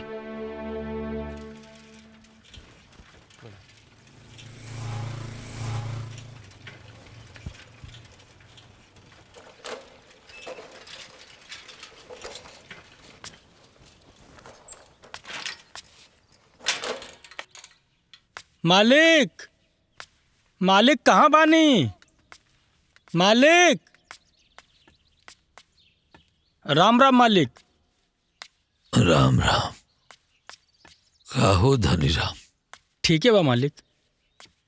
और कुल बताओ, का होता? सब ठीक बा मालिक, सब राउर आशीर्वाद बा। बैठी मालिक। खेती बाड़ी सब बढ़िया? जी मालिक, सब बढ़िया बा।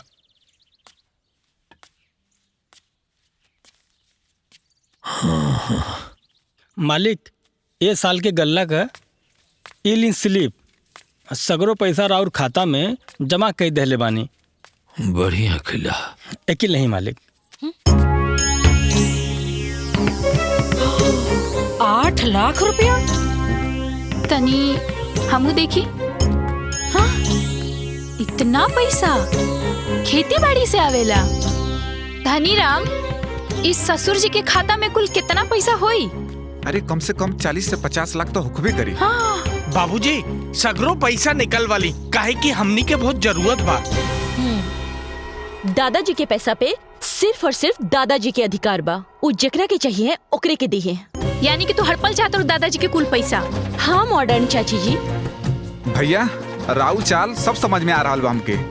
आप लोग दामाद उतार के घर जमाई बना के पूरा प्रॉपर्टी के हड़पल चाहत हड़ लोग। ए मनु, देखा अंजलि के करतूत से हम खुद परेशान बनी, और तू का कह रहल बड़ा? हाँ, तोहरा के हमरा ऊपर विश्वास नहीं के इल्जाम लगा बता रहा हमरा ऊपर। धन दौलत के आगे भाई भाई के दुश्मन हो जाला।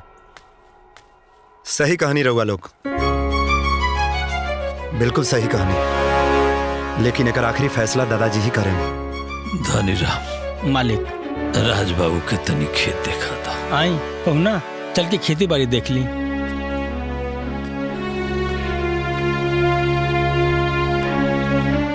अब एक और फैसला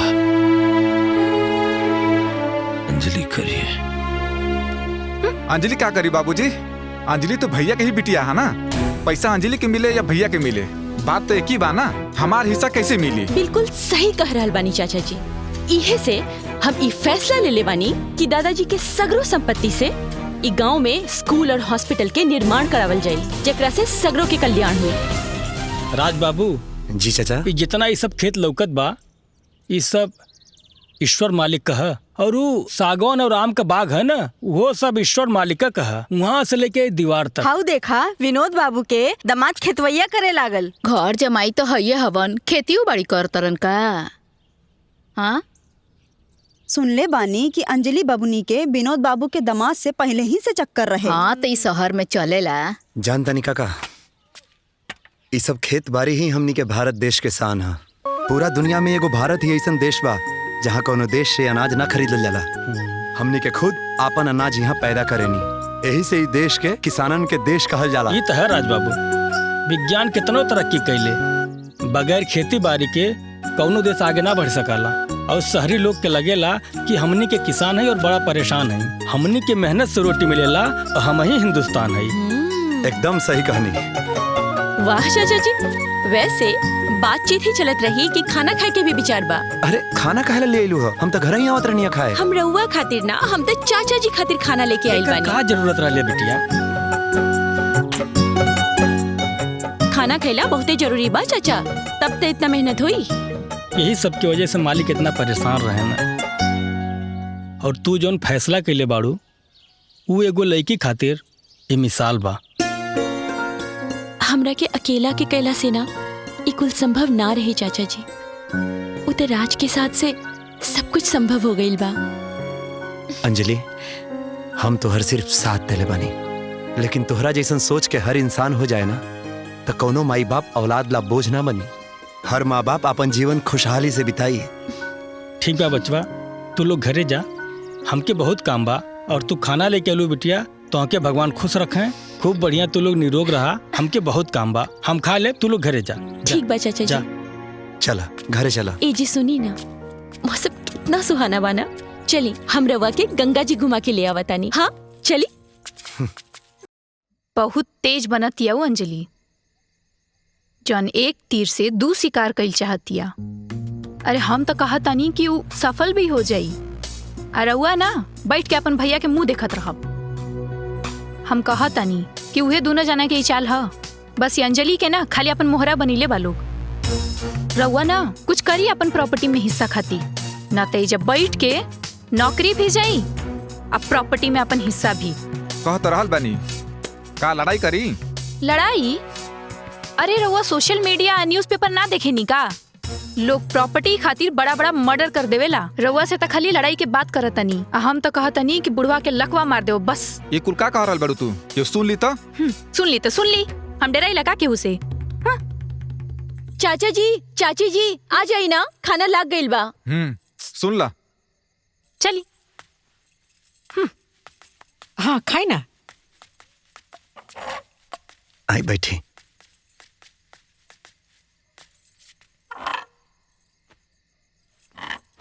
चाची, जब ले गांव में बानी तब ले कम से कम अपन ससुर जेठ के सामने तो साड़ी पहन ही सकेली ना। संस्कार और रीति रिवाज के निभवला से ना केहू छोट ना हो जाला। अंजलि, तू हमके रीति रिवाज और संस्कार तो मत ही सिखावा। तू जौने तरीका से हम सबके नीचा दिखा के अपना मर्जी से शादी कैले बड़ू, ई कौन सा संस्कार में आवेला? ई शादी ना हम बड़ बुजुर्ग के सेवा करे खातिर कैनी है। और वैसे भी जे काम रउआ कब्बो ना कर सकेनी ना, ऊ काम अब हम करके दिखाई। बाबूजी, हमार हिस्सा हमके अलग कर दी।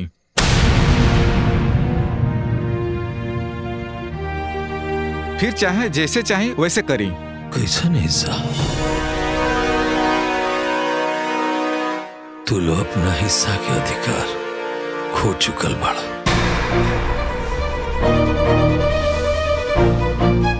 अब यहाँ जौन कुछ भी बाना हमरा पोती के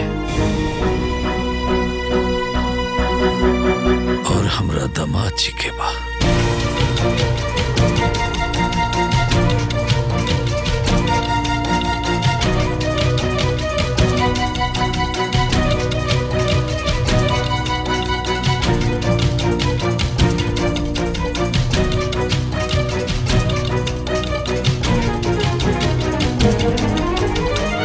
ए जी, आज का जानी काहे सवेरे से बबुआ के बड़ा याद आवता। तनी फोनवा लाई ना, तनी फोन में राली बतिया ली। लगावा। हम हूँ यह सोचत रहनी है।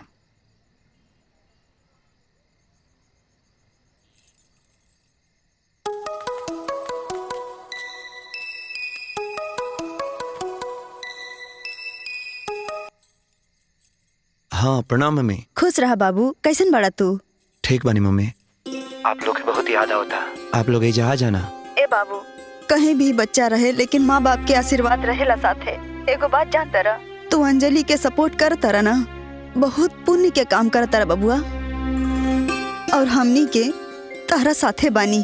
अगर तू कमजोर पड़ जाई ना तो अंजलि भी कमजोर पड़ जाई। मम्मी, आज ले रुआ लोगन के छोड़ के कबो इतना दिन रहल नहीं खे। तहार पापा के गुड्डी के बहुत याद आवता। ए बबुआ, ला पापा से बतिया ला। हेलो। प्रणाम पापा। अरे खुश रहा बेटा।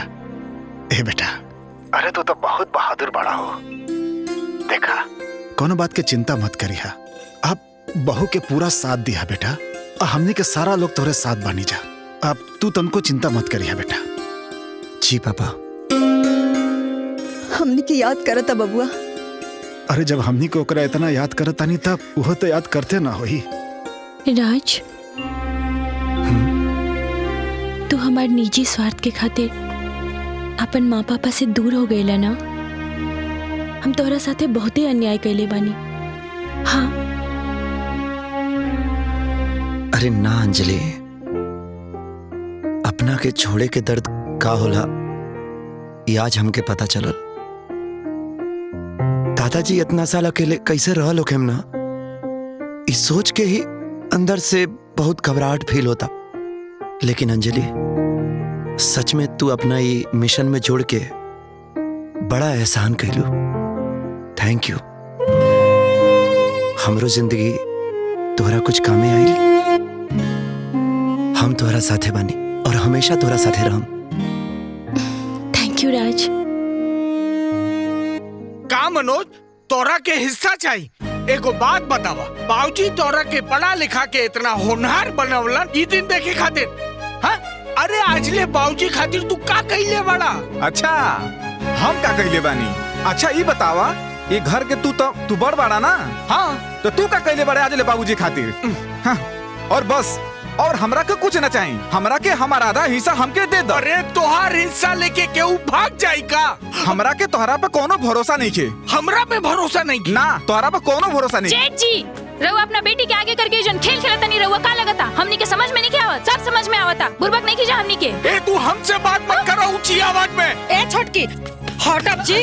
अरे ते हमरे बेटी के बारे में बोलबे? हाँ? एक बार भी हमरे बेटी के नाम ले ले ना, अब तोर जुबान धा के खींच ले। होई देखी, भैया गइल लो इनकर सच्चाई बाहर। अरे हमरा तो पहले ही से मालूम रहे कि तारा मन में यही चलता। पूजा चला इधर आवा। इतना बोलत रे, अपने मर्दे के आगे गोदल बड़े। मर देखो बार बोलता। नहीं के हमरा मरत। अरे चुप पापा, चाचा चाची। चल इधर आओ। रउआ लोग ये का कर रहल बानी? प्रॉपर्टी के खातिर इतना तमाशा? रउआ लोगन एक बार भी ना सोची ना कि ये सब तमाशा देख के दादाजी पे का गुजरत हुई? अरे हमरा के ना चाही प्रॉपर्टी में हिस्सा, और ना कबो चाहत रहे। रउआ लोग अपन अपन हिस्सा के बराबरी में बांट ली। आई झगड़ा खत्म करी। और एक बात और, कल आप सबके इस समस्या के समाधान जरूर हो जाए। आप लोग जाइए, आराम करें।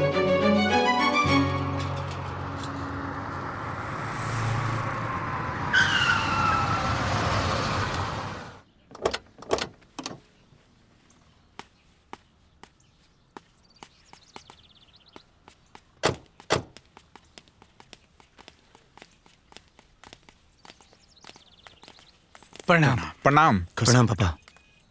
गोड़ लगतानी पापा जी। खुश रहा बहू।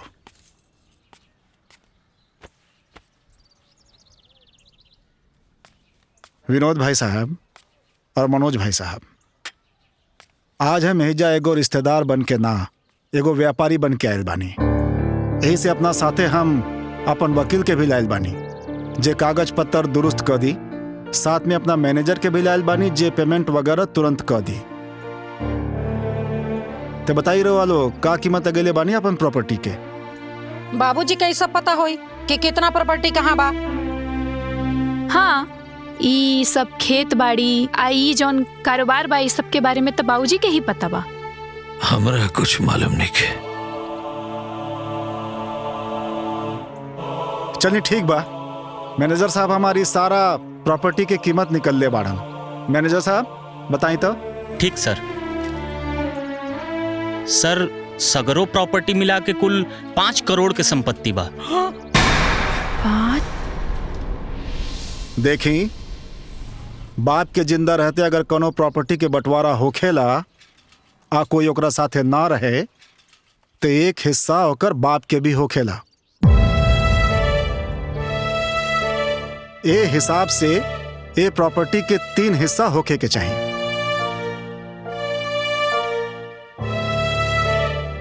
बाबूजी, रउआ बताई, रउआ के हिस्सा चाहिए? कुछ न चाहिए हमरा।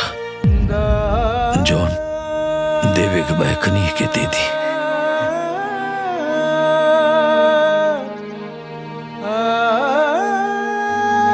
चलिए ठीक बा। मैनेजर साहब जी, ये दोनों भाई के नाम से 5 करोड़ के आधा 2.5 करोड़ ये लोग के अकाउंट में ट्रांसफर कर दी। ठीक बा। रउआ लोग अपन अपन अकाउंट नंबर दे दी, हम भेज देता नहीं। अपना मोबाइल नंबर बताई, हम व्हाट्सएप कर देता नहीं। अब हमनी के शहर जाए के आज्ञा दी। ठीक बा। प्रणाम। प्रणाम। चलो।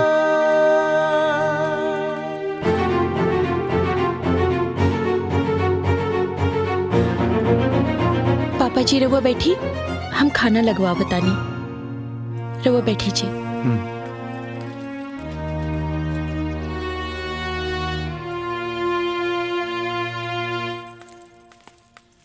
अंजलि।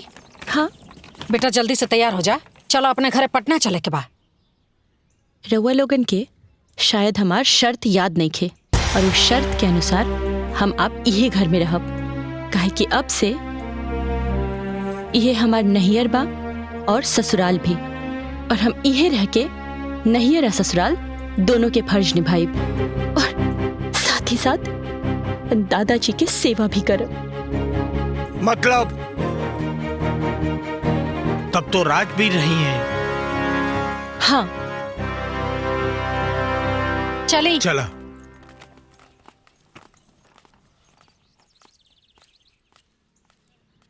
देखा था लो भैया, का जमाना है भैया। बाप के अकेले छोड़ के दोनों लड़का पैसा बांट के शहर निकलता।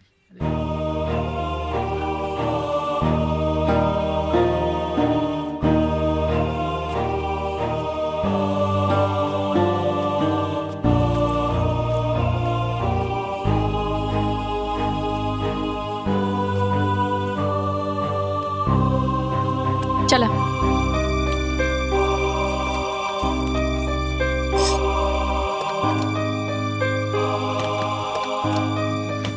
बाबूजी देखिए रहुआ चिंता जिन करी।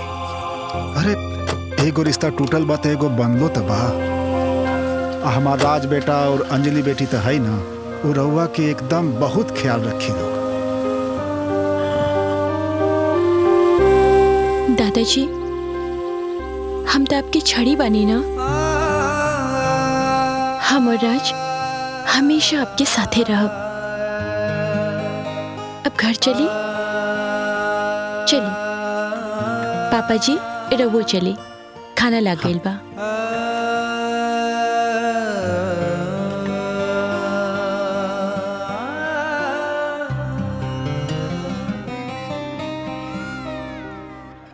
कलयुग ना। अरे घोर कलयुग आ गइल बा। देखो इनकर लइका सारा प्रॉपर्टी संपत्ति बांट के और शहर में चल गई, और इनकरा के यहाँ अकेले छोड़ देले। हाँ धन्य बिया वो बिटिया। बिटिया इनके खातिर जान देती है। हाँ? ऐसन बेटी ऐसन दमाद। हाँ सबके सौभाग्य से मिलेला। और सुनी, और दमाद इतना सम्मान इतना प्यार करेला ईश्वर बाबू के, जेके कहल ना जा सकेला। हम तो महादेव से प्रार्थना करीला कि ऐसन बिटिया हाँ वो लोग जिंदगी में एकदम सुखी रहे, हमेशा सुखी रहे। और तो और अपन पैसा देके दादाजी के पूरा संपत्ति खरीद लेहलस, दूसरा से बीके से बचा लेहलस।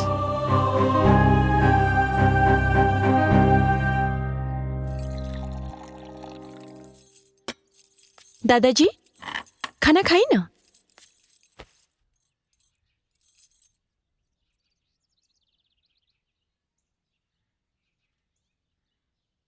इच्छा नहीं खे बेटा।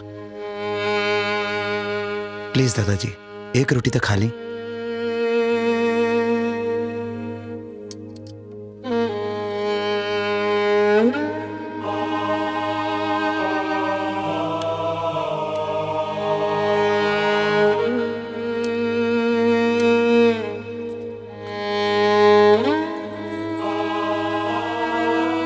दादाजी जे रुआ आंख में आंसू दे ले पा, उहे एक दिन आके रुआ से माफी मांगी।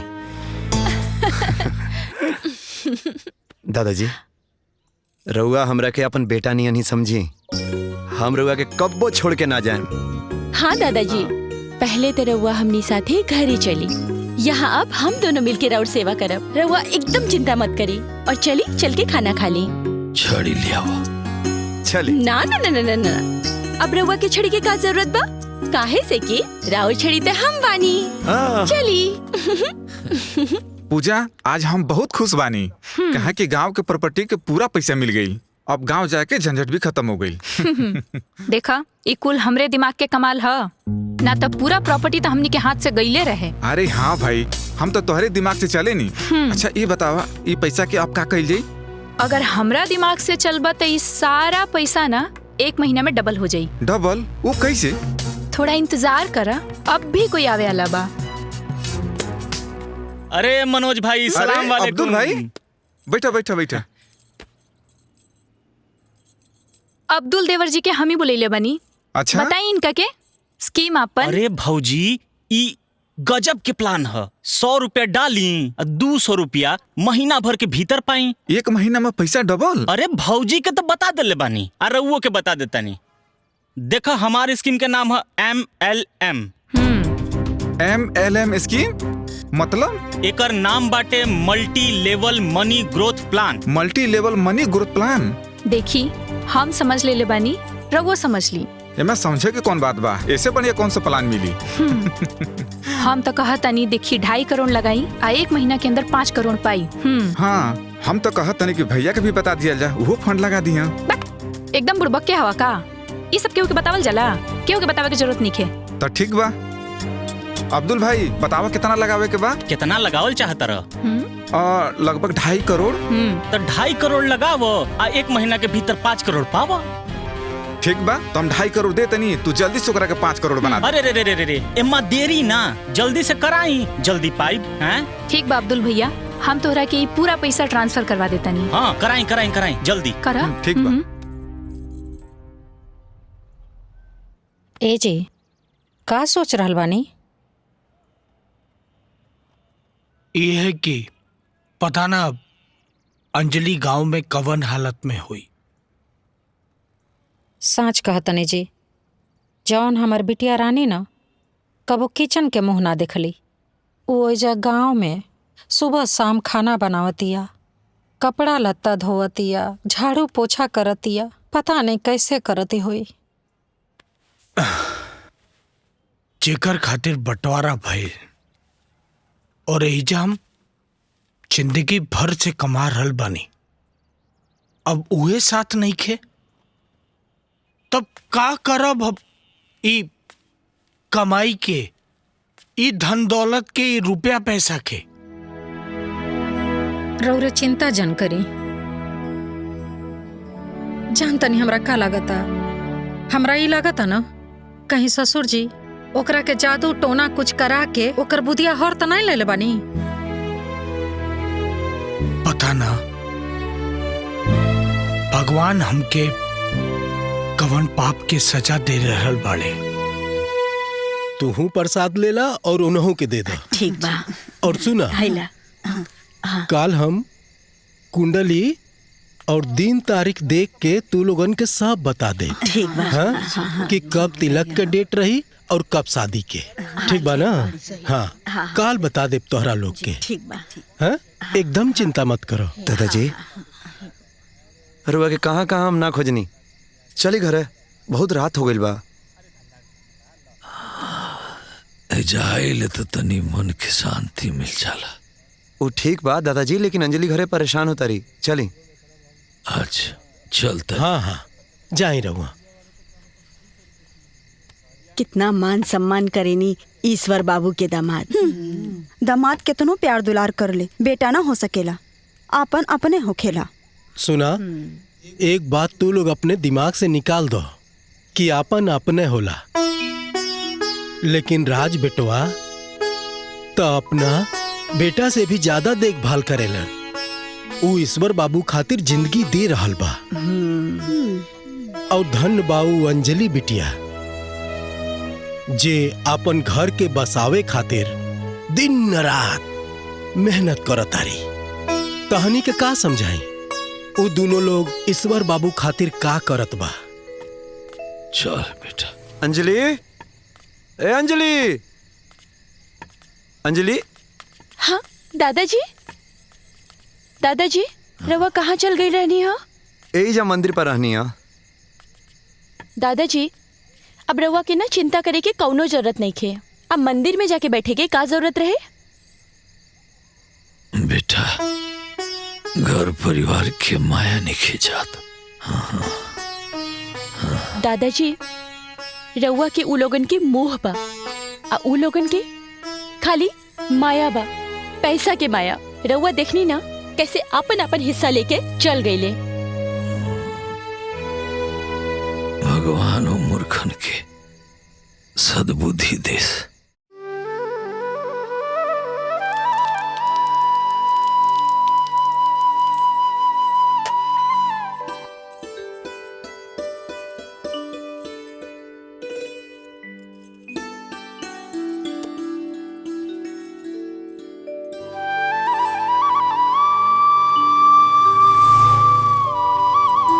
दादाजी, दादाजी, दादाजी, दादाजी। अंजलि, हाँ का भइल? देखी ना दादाजी तो कहीं नहीं खिलौकत। मंदिर पर गइल होके हम। मंदिर पर, लेकिन दादाजी हमार आरती लिए बिना तो कहीं ना जालन। तब कहाँ गइल होके हम? हमरा के नहीं पता।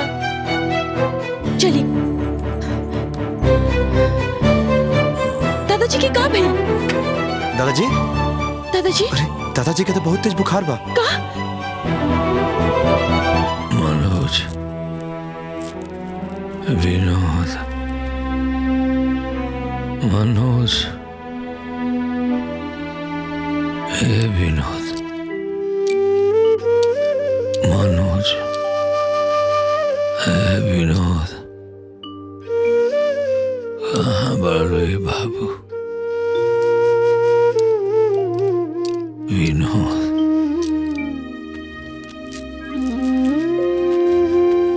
मनोज, विनोद। सुनो, दादाजी को टाइम से दवा दे देना। जी सर। डॉक्टर साहब, अब दादाजी के कैसन तबीयत बा? दवा तो दे देलो बानी, लेकिन तहार दादाजी सदमा में बारे। तहार नाम विनोद है का? ना ना, हमार नाम राज है। विनोद हमार पापा के नाम है। का भइल डॉक्टर साहब? अरे वो जब से एडमिट बारे तब से विनोद विनोद मनोज मनोज बोल रहल बारे। ई दोनों हमरा ससुर जी लोग के नाम है। तो वो लोग कहाँ रहेला? हमार पापा पटना रहेलन, हमार चाचा जी लखनऊ रहेलन। तो संभव होके ना तो वो लोग के बुला लो। अगर वो लोग आ जाए लोग तो उनका के देख के इनका तबीयत में सुधार हो सकेला। ठीक बा, चलिए।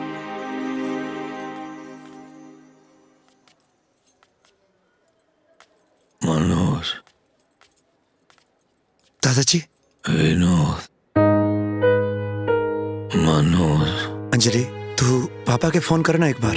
हाँ ठीक बा। ए जी, अंजलि के बाबूजी, हाय राउर फोन छूट गइल रहा। ली फोन ली। अरे अंजलि के फोन आवता। उठाई ना, देखी का कहतिया। हेलो पापा, पापा, दादाजी की तबीयत बहुत खराब बाटे। यहाँ के बार बार राउर और चाचा जी के नाम पुकार रहल बानी। रउआ आ जाई ना। अंजलि, हमारो तोहर माई दोनों के तबीयत बहुत खराब हो रहल बा। दामाद जी के लेके पटना आ जा। ए बिटिया, जवन चाल तू चल रहल बाड़ू ना, हम तोहर बाप हई। हमके बेवकूफ जन समझा। चला फोन रखा, हमके हॉस्पिटल जाए में देर होता। ठीक बा पापा, ठीक बा। गोड़ लगता नहीं। का भइल?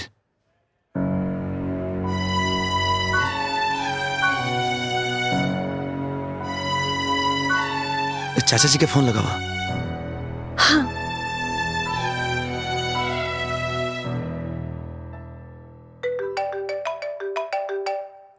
अंजलि के फोन? अंजलि के? उठावा, स्पीकर पे कर दी, स्पीकर पे। चाचा जी, गोड़ लगता नहीं। हम अंजलि बोल रहल बानी। हाँ बोला, तोहार नंबर फिट बा। कैसे याद कैलू आज हमरा के? चाचा जी, अब दादाजी की तबीयत बहुत खराब बा। तो हम का करी? वो बार बार राउर और पापा के नाम ले रहल बानी। रवा गांव आ जाई ना चाची जी के साथे। अब हमरा के का याद कर रहल बाड़न? अरे सगरो रिश्तेदार तो तू तहार राजपति भइल बाड़न। तो देखा तू लोग और सुना, अरे कुल बकवास करे खातिर हमके दोबारा फोन मत करिया। चाहे केहू जी चाहे केहू मरी, हमरा के कोनो केहू से मतलब नहीं खे।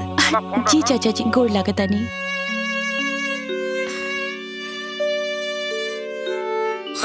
हेलो बिटिया।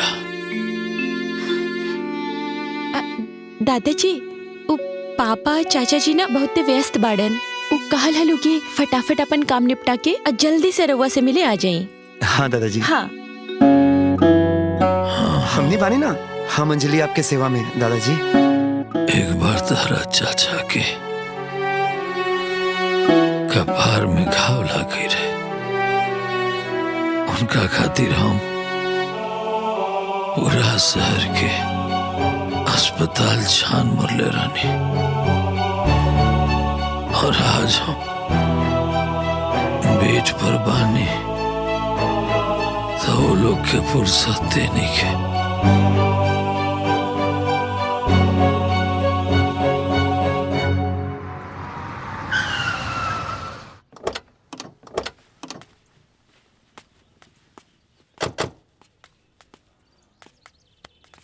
अरे के हुआ तुम और हेजा कैसे चली आइलो? अरे मरीज के इलाज हॉस्पिटल में होला, हेजा ना ई घर हो। चलो जा जा यहाँ से। हम लोग सरकारी स्वास्थ्य मंत्रालय से आए हैं। डॉक्टर विनोद शर्मा का घर यही है? हाँ।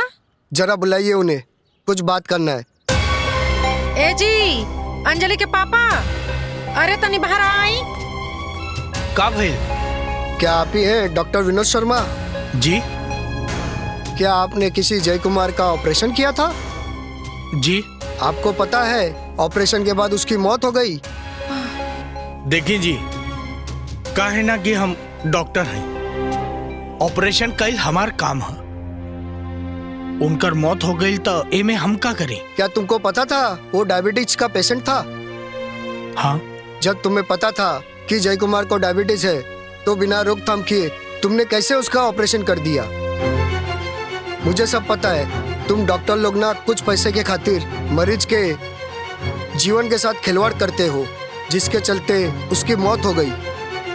मिस्टर विनोद, इस जघन्य अपराध के लिए तुम बच नहीं सकते हो। इस लापरवाही के कारण तुमको अरेस्ट करने आए। देखिए, हमसे गलती तो हो गई, पर अभी गलती दोबारा ना हुई। हाँ।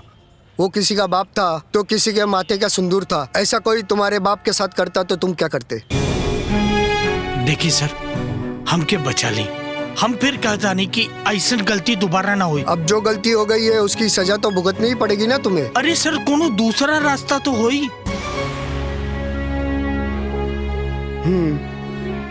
एक रास्ता है। का? जय कुमार तो मर गया, लेकिन वो अपने पीछे लाचार पत्नी और अपने बच्चे को छोड़ गया है। तुम उसे वापस तो नहीं ला सकते हो, लेकिन कुछ आर्थिक सहायता करके इस घोर पाप से बच सकते हो। तो बोली ना, हम क्या करी सर? ये लो जय कुमार के परिवार का अकाउंट नंबर। इसमें 2.5 करोड़ रुपया ट्रांसफर करके जेल जाने और बदनाम होने से बच जाओगे तुम। मैं सरकार से गुजारिश करूंगा कि तुम जेल ना जा सको। ठीक सर। ठीक है, चलते हैं।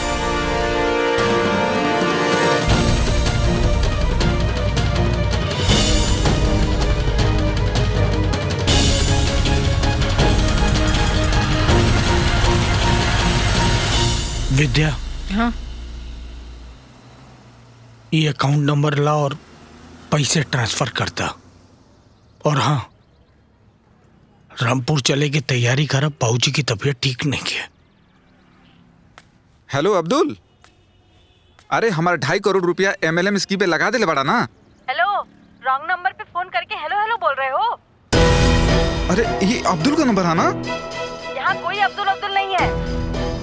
तू MLM स्कीम से बोल रहा बाड़ू ना, जो 1 महीना में पैसा डबल हो जाला। सुनो, ये तांडा पुलिस स्टेशन का नंबर है। ज्यादा बकवास किया ना तो जेल में डलवा दूंगी। चल फोन रख। हाँ? का हो गई? पूजा, ये अब्दुल का नंबर नहीं है का?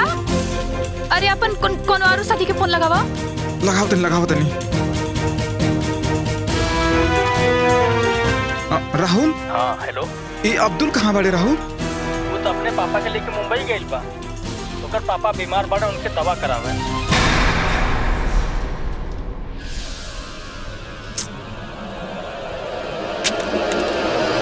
अरे अरे अरे अरे कहाँ हो गई? कहाँ हो गई? पूजा, ई अब्दुल अपना बाप के बचावे खातिर हमारा संगे कितना बड़ा फ्रॉड कैलस, और हम अपना बाप खातिर का गई नी। पूजा, रामपुर चले के तैयारी करब। पूजा, दादाजी उठी कुछ खा ली।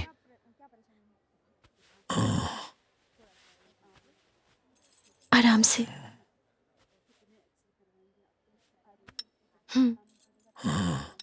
आप तबीयत कैसन लग रहा बा दादाजी? सेब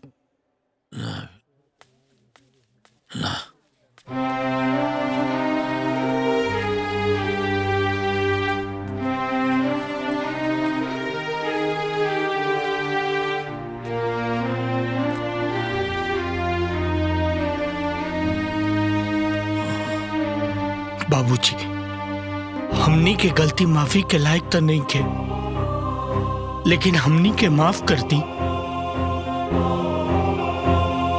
देखी, मनोज भी आयल बड़े। बाबूजी, हमके माफ कर दे बाबूजी। हम रउआ संगे बहुत बड़ा पाप कैले बानी। बहु लोग कहाँ बा? हाँ, अंजलि, मम्मी और चाची के लेके आवा। जी।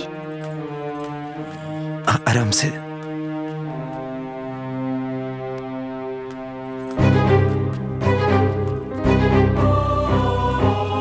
बाबूजी, बाबूजी, हमने से बहुत बड़हन गलती हो गई बा। हमने के माफ कर दी, माफ कर दी बाबूजी। बाबूजी, अब बस रउआ जल्दी से ठीक हो जाई। हमनी के वादा करत तनी जा कि आज के बाद हमनी के रउआ के कब्बो अकेले ना छोड़ब जा।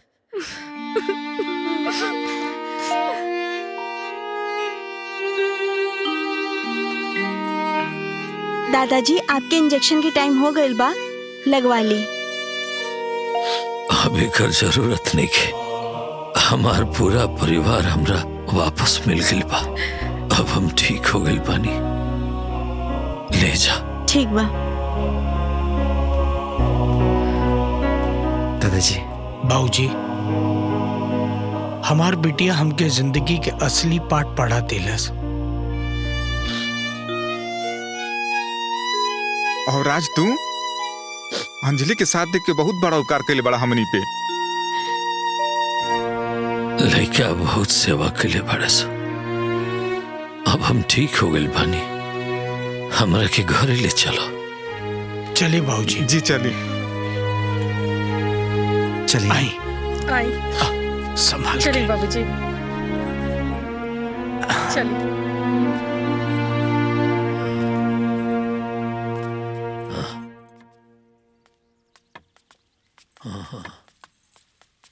आराम से दादाजी।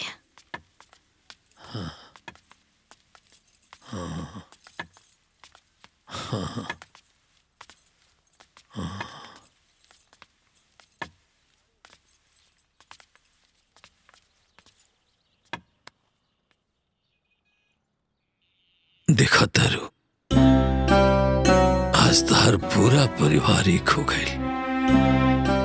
आज हम बहुत खुश बानी। अब हम खुशी खुशी तारा लगे आ जाए। बाबूजी, ऐसा ना कहीं। अब हम रउआ के कब्बो अकेला ना छोड़ब। हाँ जी बाबूजी, हमने के सब जने मिल के ना राउर बहुते सेवा करब जा। रउरा जब मन करी हमने के संगे पटना रही, रउरा जब मन करे छोटकी के संगे लखनऊ में रही। हाँ बाबूजी, छुट्टी में भी ना हमनी के रउआ संगे आके गाँवे रहब जा। हाँ बाबूजी, अब रउआ के बहुत सेवा हुई। एक मिनट। मम्मी, पापा, चाचा जी, चाची जी, अभी रउआ लोगन खातिर एगो सरप्राइज तो बाकी बा। हाँ? और सरप्राइज अभी बाहर आ रहल बा।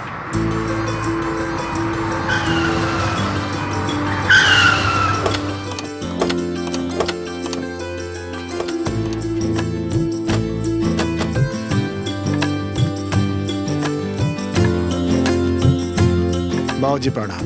प्रणाम पापा। अरे खुश रहा बेटा। प्रणाम मम्मी। खुश रहा खुश रहा। कैसन लागल हमार सरप्राइज? बढ़िया, बहुत बढ़िया। अब्दुल तू? सर आप? हाँ, हम कोई स्वास्थ्य मंत्रालय के अधिकारी नहीं थी। ये तो हम वासुदेव चाचा के साथी हई। ये सब प्लान राज के रहे, तू सब लोगन के सबक सिखावे खातिर। और वो हमार पैसा? अरे पापा रे, सारा पैसा गांव में यही जाने को अस्पताल बनावे में लागी। अच्छा। अरे अब्दुल तू तो मुंबई चल के रहा ना? अरे काहे के मुंबई? अरे MLM ऊ कंपनी झूठा रहल। और हमार पैसा? राउर पैसा वही हॉस्पिटल के सारा इक्विपमेंट्स खरीदे खातिर भेजा गइल बा। अरे वाह, ये तो बहुत बढ़िया बात बा। अब हमनी के मिलजुल के एक साथे रहल जाई और हम भैया जी मिल के एक साथे काम कइल जाई। का भैया? हाँ। हमार बिटिया आज इतना बढ़न हो गई बिया कि आज अपने दादा के छड़ी बन गई और अपने प्यार और पुनीत संस्कार से हमने के शिक्षा भी दे दलत। हाँ बाबूजी, अंजलि हम सबके सिखा देली कि बड़ के सेवा कइला में ही हम सबके भलाई बा। आज हमारा अंजलि बिटिया हमरा उजड़ल परिवार के बसा देली। मम्मी पापा, चाचा चाची, अगर भूल से भी हमरा से कोनो गलती भइल होखे तो हमरा के अपन छोटी बेटी समझ के माफ कर दिया। अब हम अपन ससुराल में जाके अपन जिंदगी के शुरुआत करब। हमनी के साथ ही न रहबू बिटिया? दादाजी, ई ते हमार घर बाही, लेकिन अब राउर पोती अपन ससुराल जाके एगो बहू होखे के फर्ज निभाई। बाबूजी, अरे राउर लक्ष्मी तो राउर घर सजा देलस, अब हमरो घर सजावे के आदेश करी। आप विदाई कर दी हमरा बहू के।